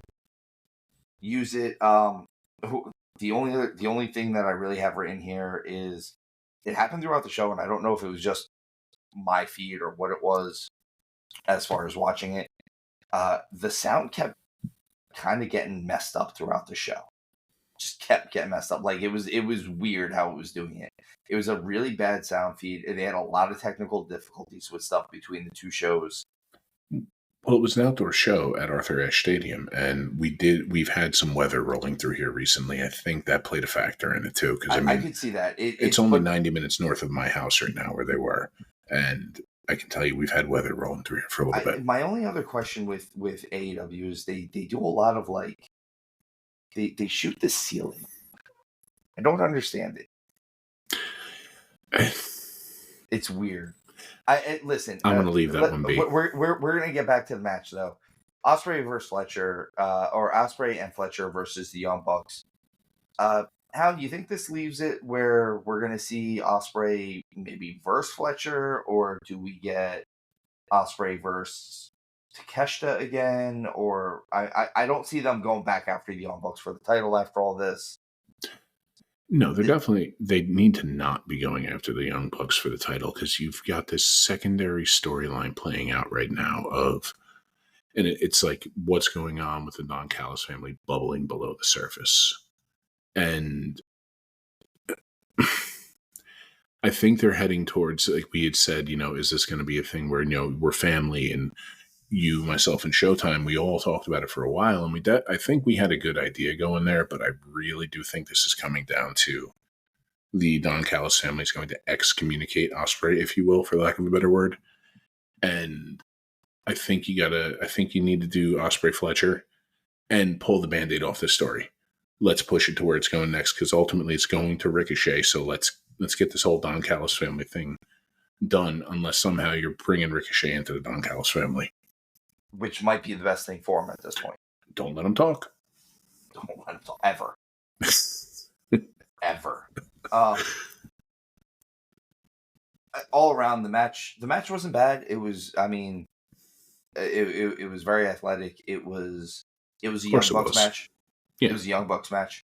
I am becoming a bigger fan of Kyle Fletcher each week. I really like him. I think he's especially he's a big dude. I like how Callis had referred to him as well at one point, was he's a puppy with big paws. He's a big dude, and he's a tall dude, and he's still coming into his own. And when he does come into his own, and we're going to see something great. I actually do believe that. Well, you saying that, echoes and rings true with something you've been saying multiple times throughout this episode. You're seeing him get more reps in, and you're seeing it pay off. Sometimes that's all you need. Like I said, this match was good. It wasn't bad. I like that the Bucks had a cheap win. I remember saying a couple weeks ago I wanted a cheap win from them. This was that cheap win that I needed. My only thing was with they didn't need to hit the finish. Yeah. They hit him with the belt and rolled him up. He kicked out, and then they hit the EVP trigger or whatever they're calling it. If they had just hit him with the belt and rolled him up, that was enough. That was enough of a cheap shot. I think the other way makes it look like they went over clean, and they didn't. It's again, it's going around your elbow to get to your wrist. Well, it's a continuity error. Really that's what it is. There's a continuity error there, and there's been a theme which we've been mentioning now since All Out. The just too long. That right there, that's a beat too long. That's all it is. Just this much too much. If it was again, if you could just take 20% of that off that squirrely hound. Yeah, it took a match that we should have looked at and been like, that was good, and became that was solid. Yeah. We go right from that to a conglomeration promo with Rocky Romero becoming part of the conglomeration. It's really all that I have to say about it. We get the women's world title match with Yuka Sakazaki versus Mariah May, our current women's world champion. Again, we both agree that we love Mariah May's work right now. I like this match. All around, it was good. I like that she's definitely got the evil heel thing going on. Like, it's I want to hurt you. I want to humiliate you. I want you to get up so that I can hit you with my actual finish. I like all of that. If they hadn't had her do that, the whole her smacking her mom thing was wasted. That right there, playing into this, you've got something going on here, and she just keeps getting more and more wicked, and I love it. And one of the things we've been talking about with AEW recently, a lot of it, you could sum a lot of things up with pump the brakes. Don't pump the brakes with her right now. Don't pump the brakes with this. Let this keep going. Let this keep playing out. I completely agree with you. I'm not saying put the pedal to the floor, but I'm saying you're going at the right cruising. Speed. This is the perfect speed for what they're doing with it. Put the cruise control on. I think a lot of this is on her. I think her sitting with Toni refined her to the right place, that she was already good, and she might be on that. She's on the road to great. 100%. And I think right there, that kind of solidifies what I said about Toni earlier. It completely does. I agree with you. This is the best stuff in either women's division, as far as I'm concerned, is the stuff involving Mariah May and the stuff involving Toni Storm. And what's more is you get a little bit of your girl in this one. Here comes Hit Willow. You get good old Willow Nightingale come out to save Yuka Sakazaki from getting jumped by Mariah after the match. And during this whole thing, Mina Shirakawa comes out because she said she would, and distracts Willow a little bit, and Mariah blindsides her with the belt, and then goes over and hugs Mina, and you get your little dance for that. And then the only part of this whole thing that I kind of didn't like was Yuka was down, and then she kind of runs after them.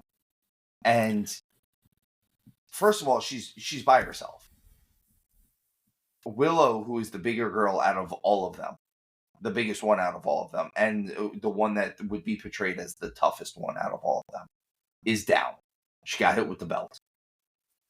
And Yuka, all 5 foot of her, runs after Mariah and Mina after already having gotten hit with like a double finisher. The thing that they missed there, I mean, obviously that's continuity error. It was just a little bit too much. If they had cut that part out, I think it would have been that. You can even do a little of that, but it's pacing too. Like, we've, in a weird way, and it's not on the same level as this, but think back to 2 WrestleManias ago. A third crossroad attempt, and Solo hits Cody. The finisher sucks. Yeah, it does. But Roman into the spear. Like, you cheapened it. And that's the same thing there. So everything that was so devastating wasn't. Like, it's you kind of that, and they need to, and not be mean to my Willow. Jesus Christ, hold on. I had a train of thought before you said that. Well, listen, I'll just put it out there. Willow Nightingale, if you're listening, I think you're cute. You heard it. You heard it here. Willow, I know you're listening, because I know Toni listens. So, Toni, Mr. Khan, if you will, you let Willow Nightingale know that Hound likes you. A little bit. A little bit. Just un poquito. So I don't know what the hell you just said. but I like it. Too special. Reach down and touch your brother's heart. Give me the map, Scott. Here's where I think it would have worked perfect. Mina comes out. Mariah hits Willow with the belt.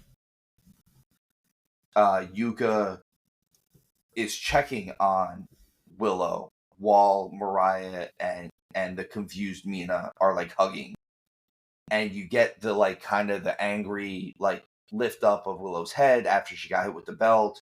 You have Yuka still checking on her. Like, why did she leave the ring? Like, her friend who came to help her just got hit with a belt. Shouldn't she be checking on her? Yeah, and again, it was one of those things where you could 100% have pulled this off. It was poor execution on it because you killed a lot of the story that you had just told in that match, and then you had just finished. And yeah, you're 100% right.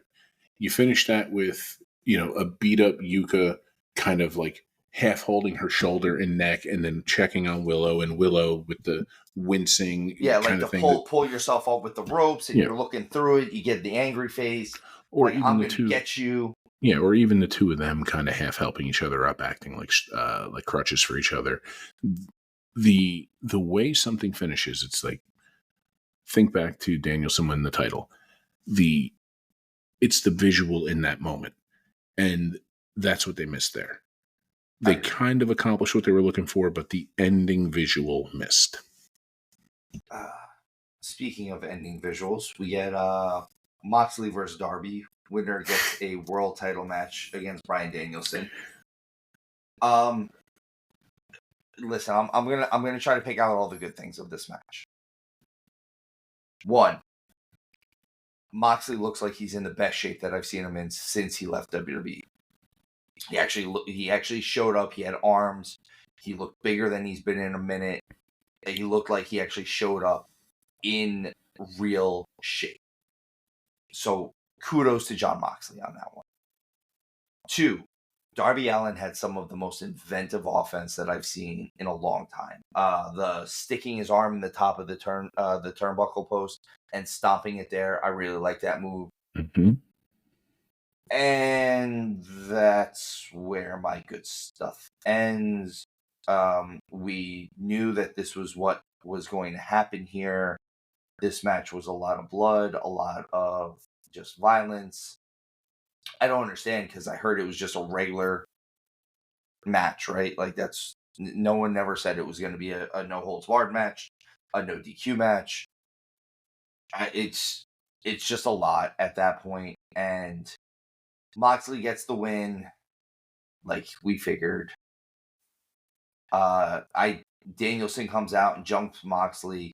He does not use a plastic bag on him. He uses a tie, which no one is appalled by. Wow. Who'd have thought? Who would have called that one? Oh, wait. You did, buddy. You said it. You. So, look, man. Again, I know Moxley has overcome some demons in his life, and that should be celebrated, and it should be celebrated constantly, and should be used as... Man, I hope he stays on the juice. Jesus Christ. But, dude, I'm sorry at this point. After what you just did, never put Darby in the title picture again.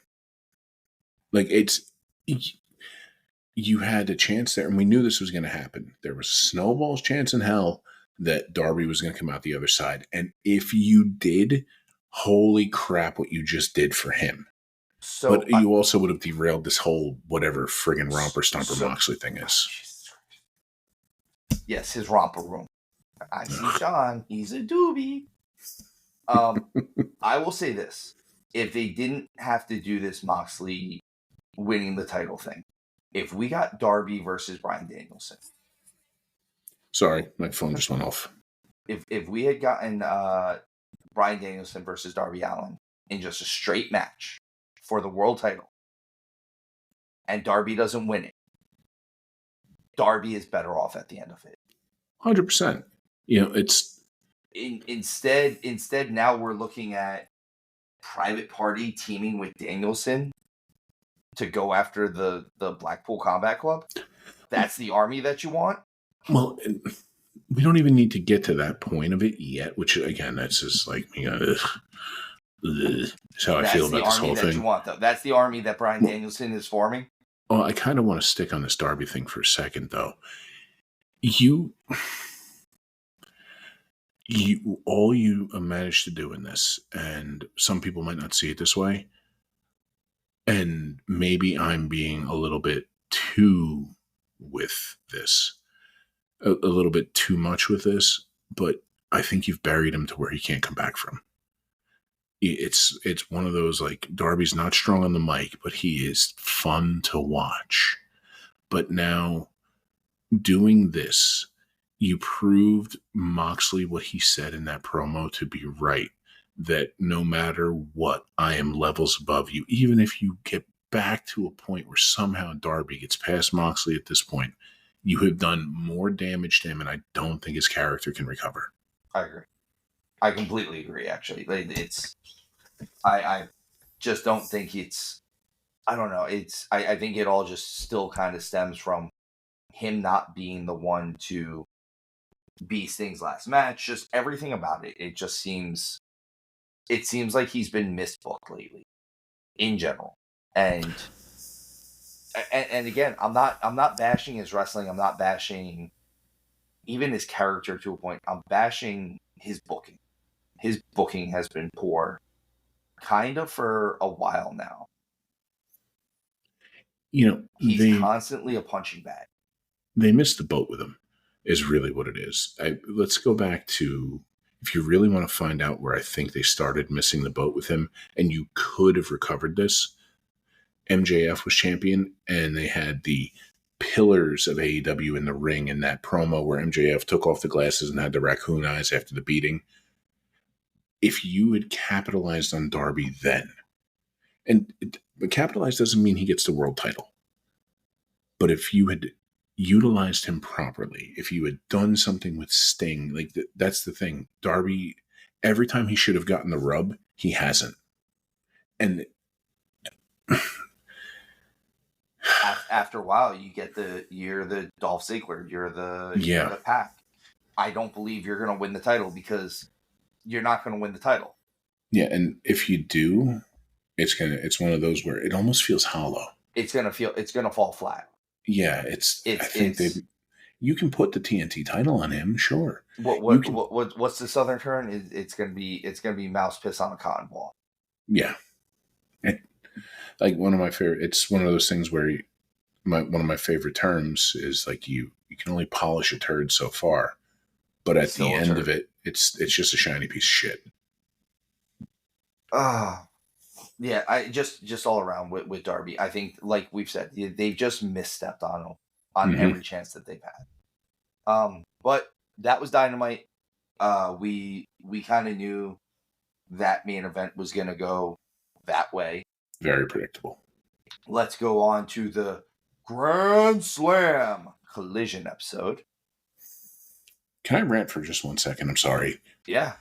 Aaron Judge struck out twice yesterday with bases loaded. So I'm sick of Grand Slams not happening.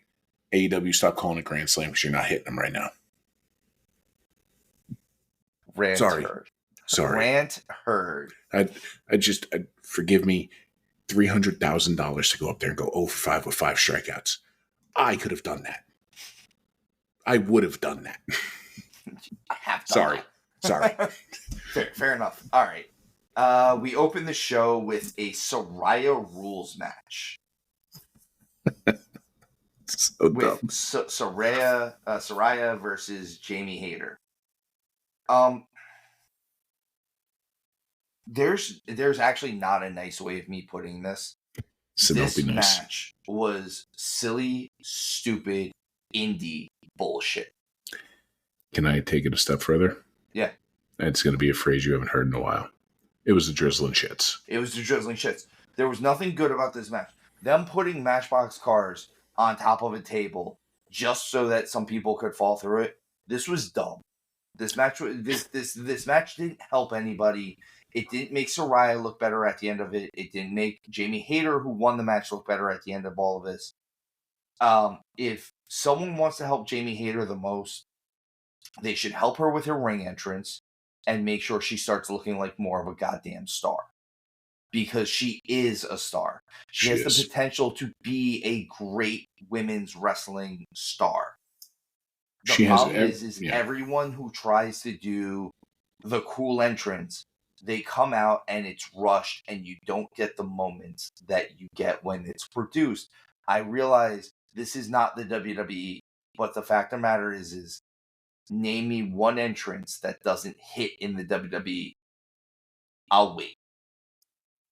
You're spot on. And Jamie Hayter, she's a star. She should be a star. Let me put it that way. I think she will be. I think she'll end up in the WWE. I mean, I think she'll be there, and that's when there'll be a chance to capitalize on her. But she has everything you're looking for. She can talk, she can work, she's a very attractive human. You've got everything you're looking for there. Not we are ugly. You speak well. Yeah, I guess you're right. I was going to say speak for yourself, but now you can speak for me too. Okay. My parents told me my face was on a rat poison can. But yeah, there was just nothing good about. There was nothing that enticed me about this match. I kind of wish that this wasn't the first match, because the first match. I wish it wasn't a match. I wish this wasn't a match, but like, if we had started with the match number 2, which was Brody King versus Action Andretti, although this was a bit of a squash, I liked this match. Yeah. I liked that Action Andretti showed a lot of fire in the beginning. I liked that the fact that he just couldn't capitalize on what he did in the beginning is why Brody King, the bigger, stronger, just freak of a beast that he is, was how he won that match. I don't understand Lance Archer and the Righteous jumping them afterwards. I realize that this is just kind of storyline stuff that they're trying to build. And you know what? I'll give them credit for that. At least they're throwing something at the wall to see what sticks. The match did what it needed to do. The match did exactly what it needed to do. The end of the match, as much as Lance Archer is another one of those guys that's been so start and stop that anything he does now, I kind of almost don't pay attention to it because it's so start and stop. Yeah. They just don't have anything for him. And even though it was definitely a dominant win for Archer. For Brody King. Yeah, excuse me. Lance Archer and the Righteous just jumped them all after the match. I'm confusing. Which they have, and again, they have no connection to Brody King. I started confusing the two of them, but no, Brody King in the winning with a decisive fashion, it doesn't hurt Action Andretti. I don't think it does either. Because the takeaway was, this dude's a Spitfire. He's not going to back down. You can do stuff with him. And I've heard he's a good hand just backstage as well. He's teachable. He's coachable. If that's the case, keep him in matches with folks from the House of Black. House of Black, thank you. Yeah, keep him around them. Let him and Buddy Matthews put on a classic. Let him go nuts. Matthews will put on a really good match. Him and Malachi will put on a really good match. Like, let them put on some good matches. And I think this would serve a dual purpose. You can get some really good momentum because if they're going to go with the whole, wins and losses matter, you can build up wins for the House of Black, which is sorely needed. And at the same point, these losses for Action Andretti, ultimately, they're losses that aren't going to hurt him in the long run because he's starting to look like he belongs with more people. I agree.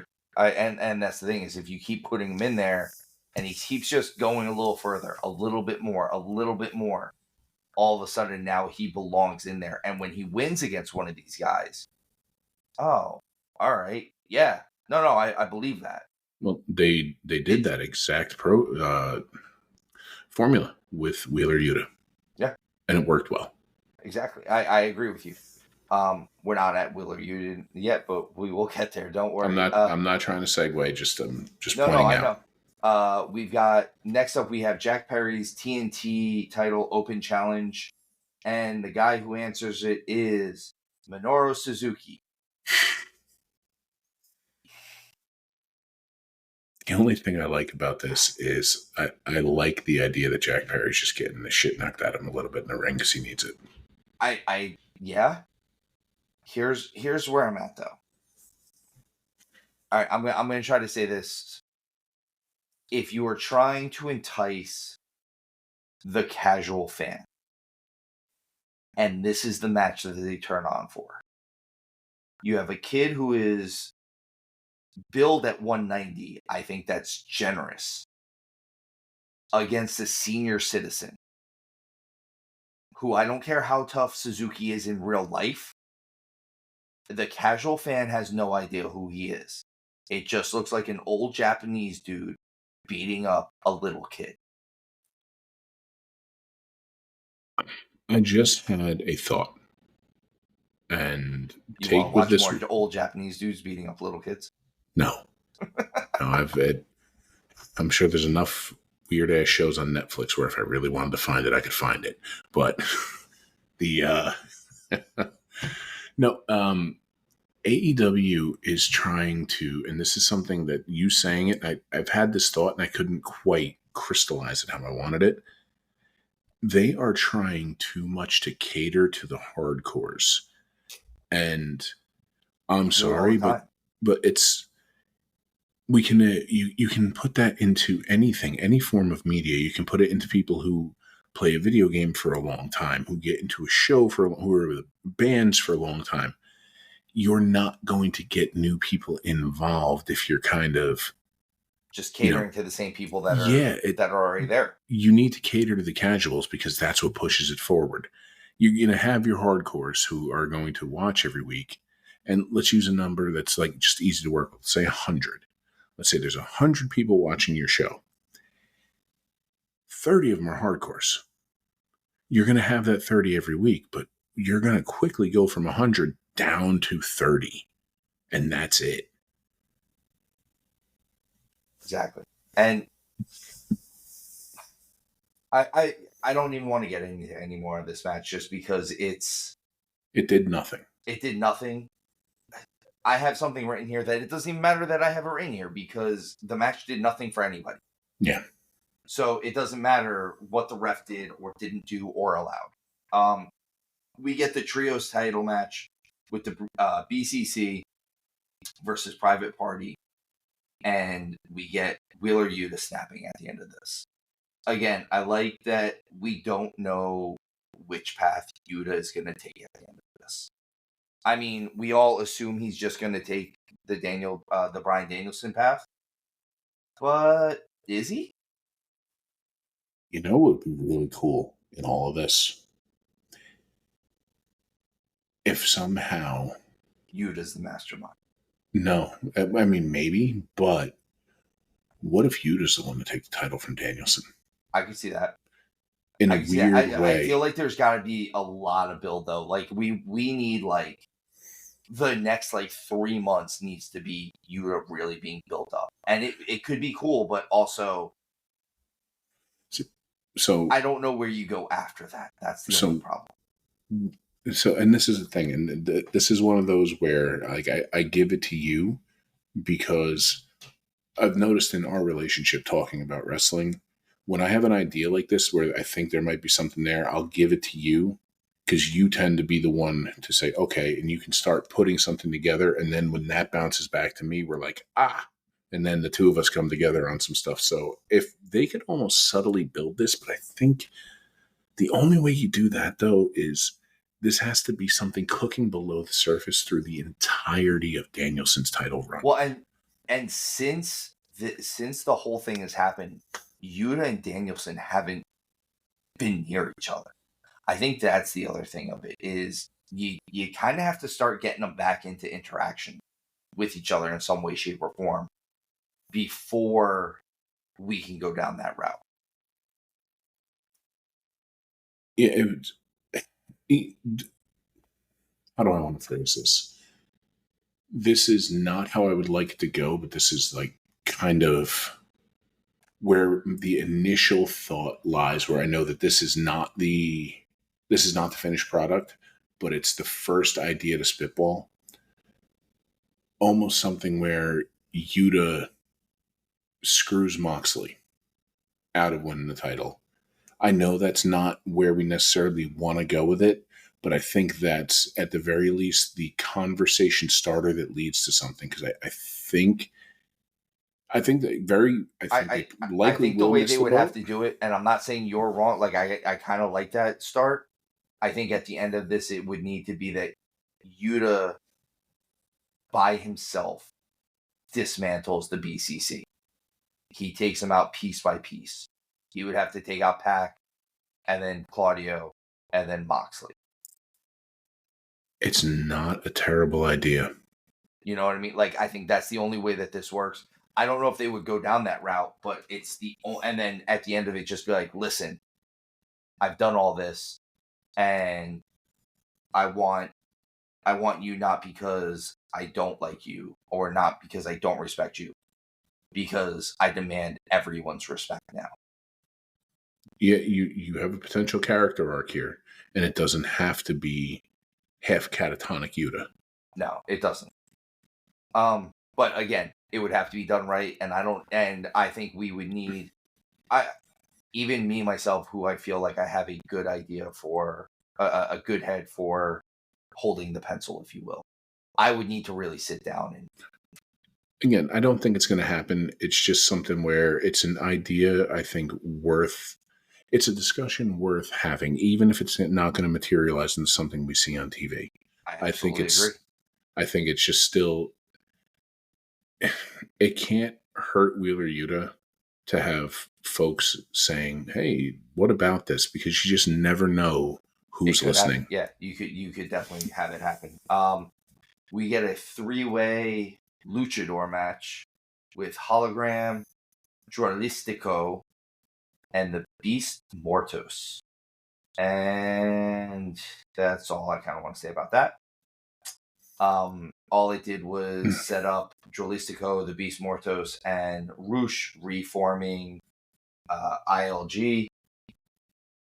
And then we get a small segment with the MXM concentration, or whatever they're called.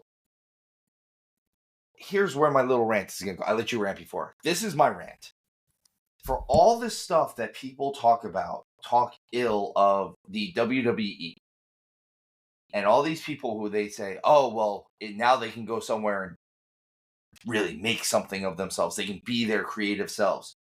Okay, MXM and Mercedes Moné, Sasha Banks, if you will, are doing the exact same characters that they were doing when they were working for the WWE. Nothing has changed. Nothing. Not a single part of this. There's nothing about Mercedes Moné that is different than Sasha Banks, other than that she's less well produced. All right, just making sure. I just wanted to make sure there was no background noise to give you the floor there, dude. I thank you for kind of crystallizing what I've been thinking, and I think a lot of these folks who left WWE in a huff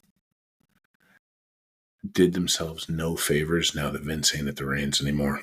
Now then, I will say this: I'm not labeling everyone on this one. There are the Matt Cardonas, there are the Nick Nemeths, there are the EC3s. There are these guys who went out there and they completely changed what they did, and whether it succeeded or failed, they went out there and they completely did something different than what they were doing in the WWE. And I appreciate it. Nemeth is still kind of in that same basic character arc that he was doing, but he's on such a different level of what he was doing now. He's showing that he's this workhorse. He's showing that he can go out in there and wrestle with everybody. Guys in Japan, guys in TNA, guys in Mexico. And that's the thing.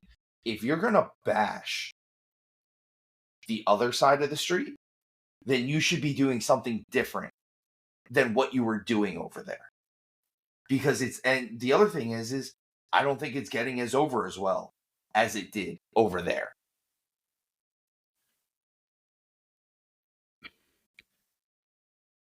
Okay. And this is the thing I've said, I've critiqued Mercedes Moné, Sasha Banks, on some of the things she tries to do. I've critiqued her finisher because I'm sorry, she's just too little to pull that off. She's too small.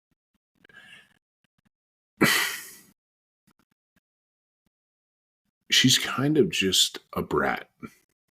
Like, and that's what I get taken away from this. She's incredible. She has charisma. She has all the talent in the world. She really does. She has the ability to make the crowd both love and hate her. Aesthetics, everything. She's got the full package, other than the fact that she's just kind of teeny tiny, which can be worked around. But she believes her own bullshit too much. That. And she believes it too much for someone who creatively is not coming up with anything out of the world. Exactly. If you want to sit there, listen, I know I keep bringing up his name because we just did the interview with him. EC3 at one point says that he's a creative genius. He literally calls himself that in our interview. There's a nice little spoiler for you guys. But here's the thing, is when you can constantly reinvent yourself and every version of your reinvention gets over, you're not wrong. Yeah, and the whole... It is the same character as WWE. I'm sorry, but it was like, something about the boss. Now you're the CEO. I'm sorry, but the CEO is the boss. Yeah, what's the difference? Like, the only person that you... And instead of Sasha Banks, you're Mercedes Money. You're the same person. You're the same damn character. But you're still bashing over there. What it's doing is, and I don't think any of us have phrased it this way yet.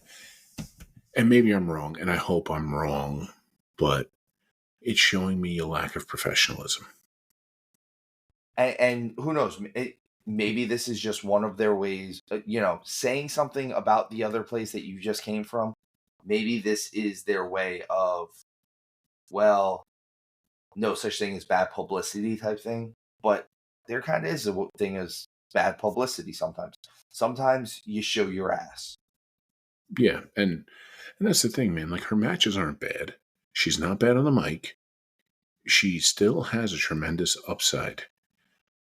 It's like she believes too much of her own crap, and I think she's being given too much creative freedom when she's not a creative person.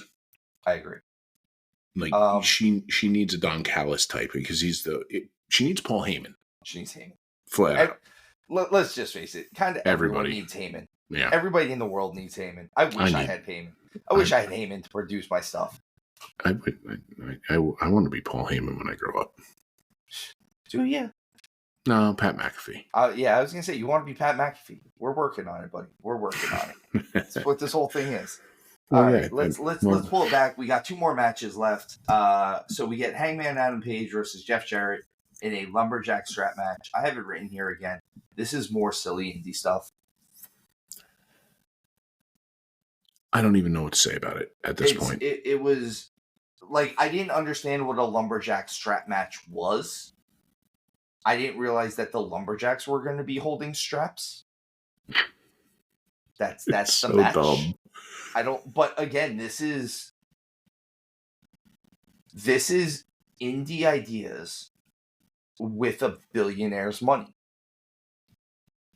This is stuff that I saw in VFWs. Again, the Matchbox cars on a table. I can literally tell you I've seen that on shows I was on. And I didn't like it then. This is the same as me being on a show with Arcadia and him telling his tag team partner to get the Skittles. Goddamn Brian Sexton. It wasn't even Sexton. That's the craziest part. And they pour it down and you hear him go, "Taste the rainbow." Listen, I popped. I laughed at the time. It works at a VFW.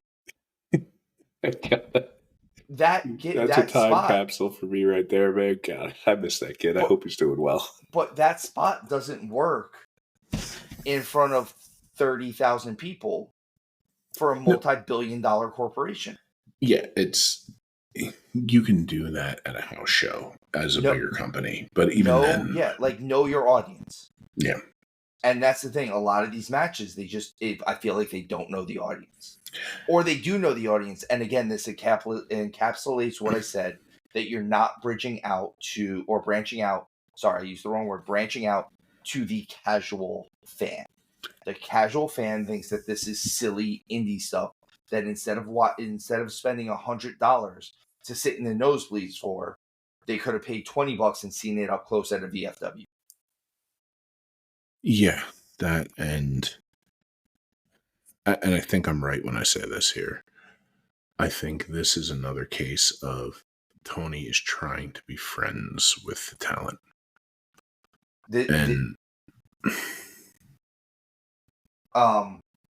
Listen, I tried to be as nice to AEW as I could on this episode. I really did. I really did. We were nicer than usual. Collision just did them. Collision did itself no favors, and the ending of Collision is Sammy Guevara versus Kazuchika Okada in yet another title eliminator.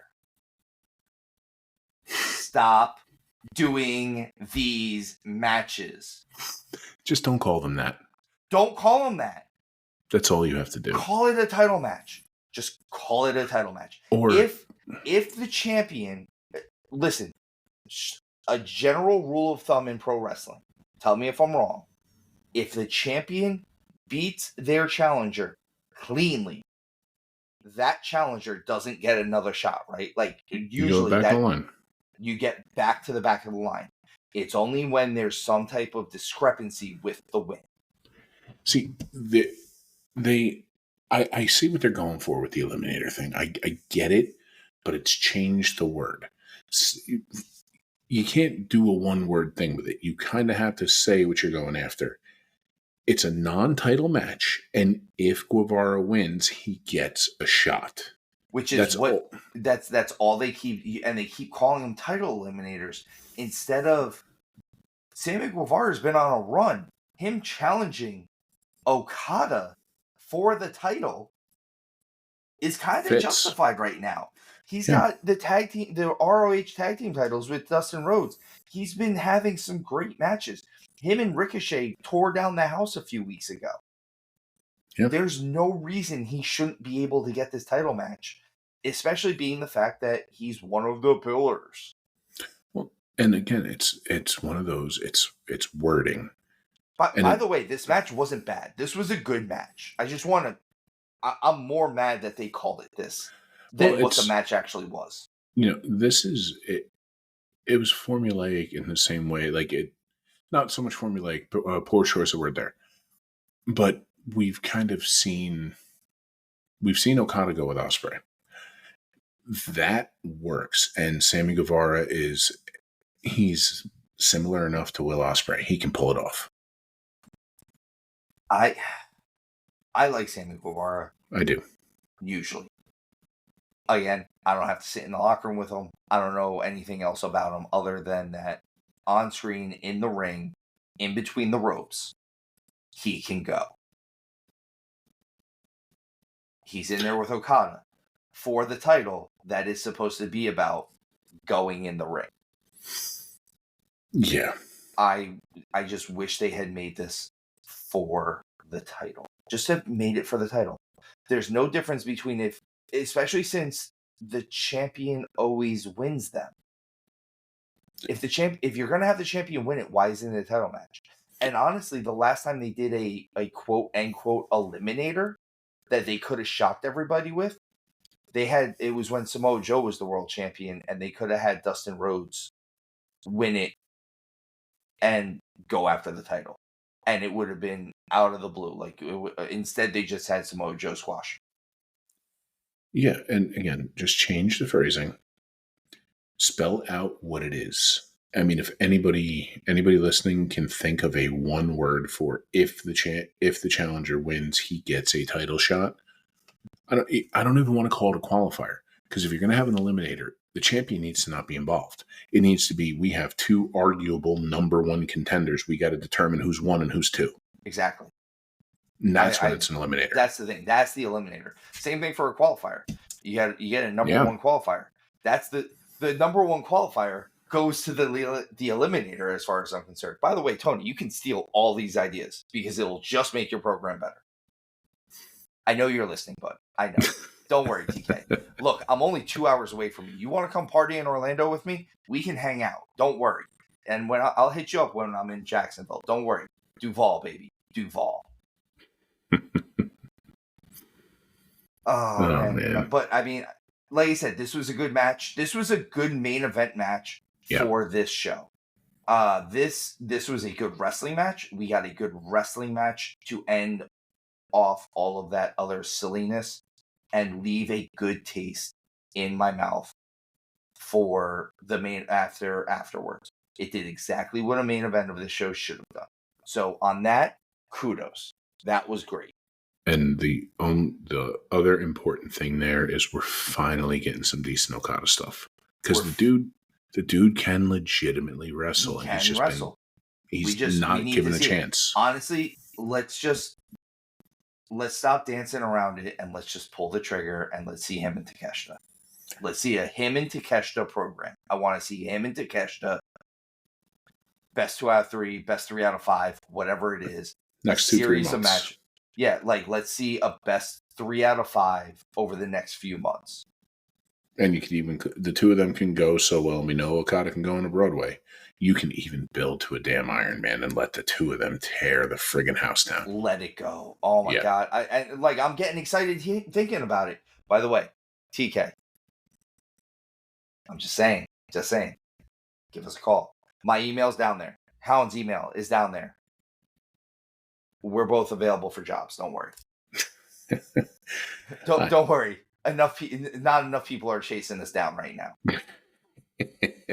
Yeah, nobody's really beating down my door. No? Papa H ain't looking for you? He's in Connecticut. Yeah, it's only like 2.5 hours away. Oh, man. Yeah, your distance to Vince and Triple H, or it's like my distance to Tony Khan right now. It's great. We're perfect. Who gets to us first? We get to us first. Yeah. We get to us first. We get back to this and where we keep telling each other how wonderful we are. Yes. We're so great. Oh, man. All right, guys. Folks, that's been our coverage of everything. Again, as always, Legion, thank you for listening to us. Thank you for watching us. Please check out our bonus stuff. Check out the EC3 interview. Check out Big AJ interview.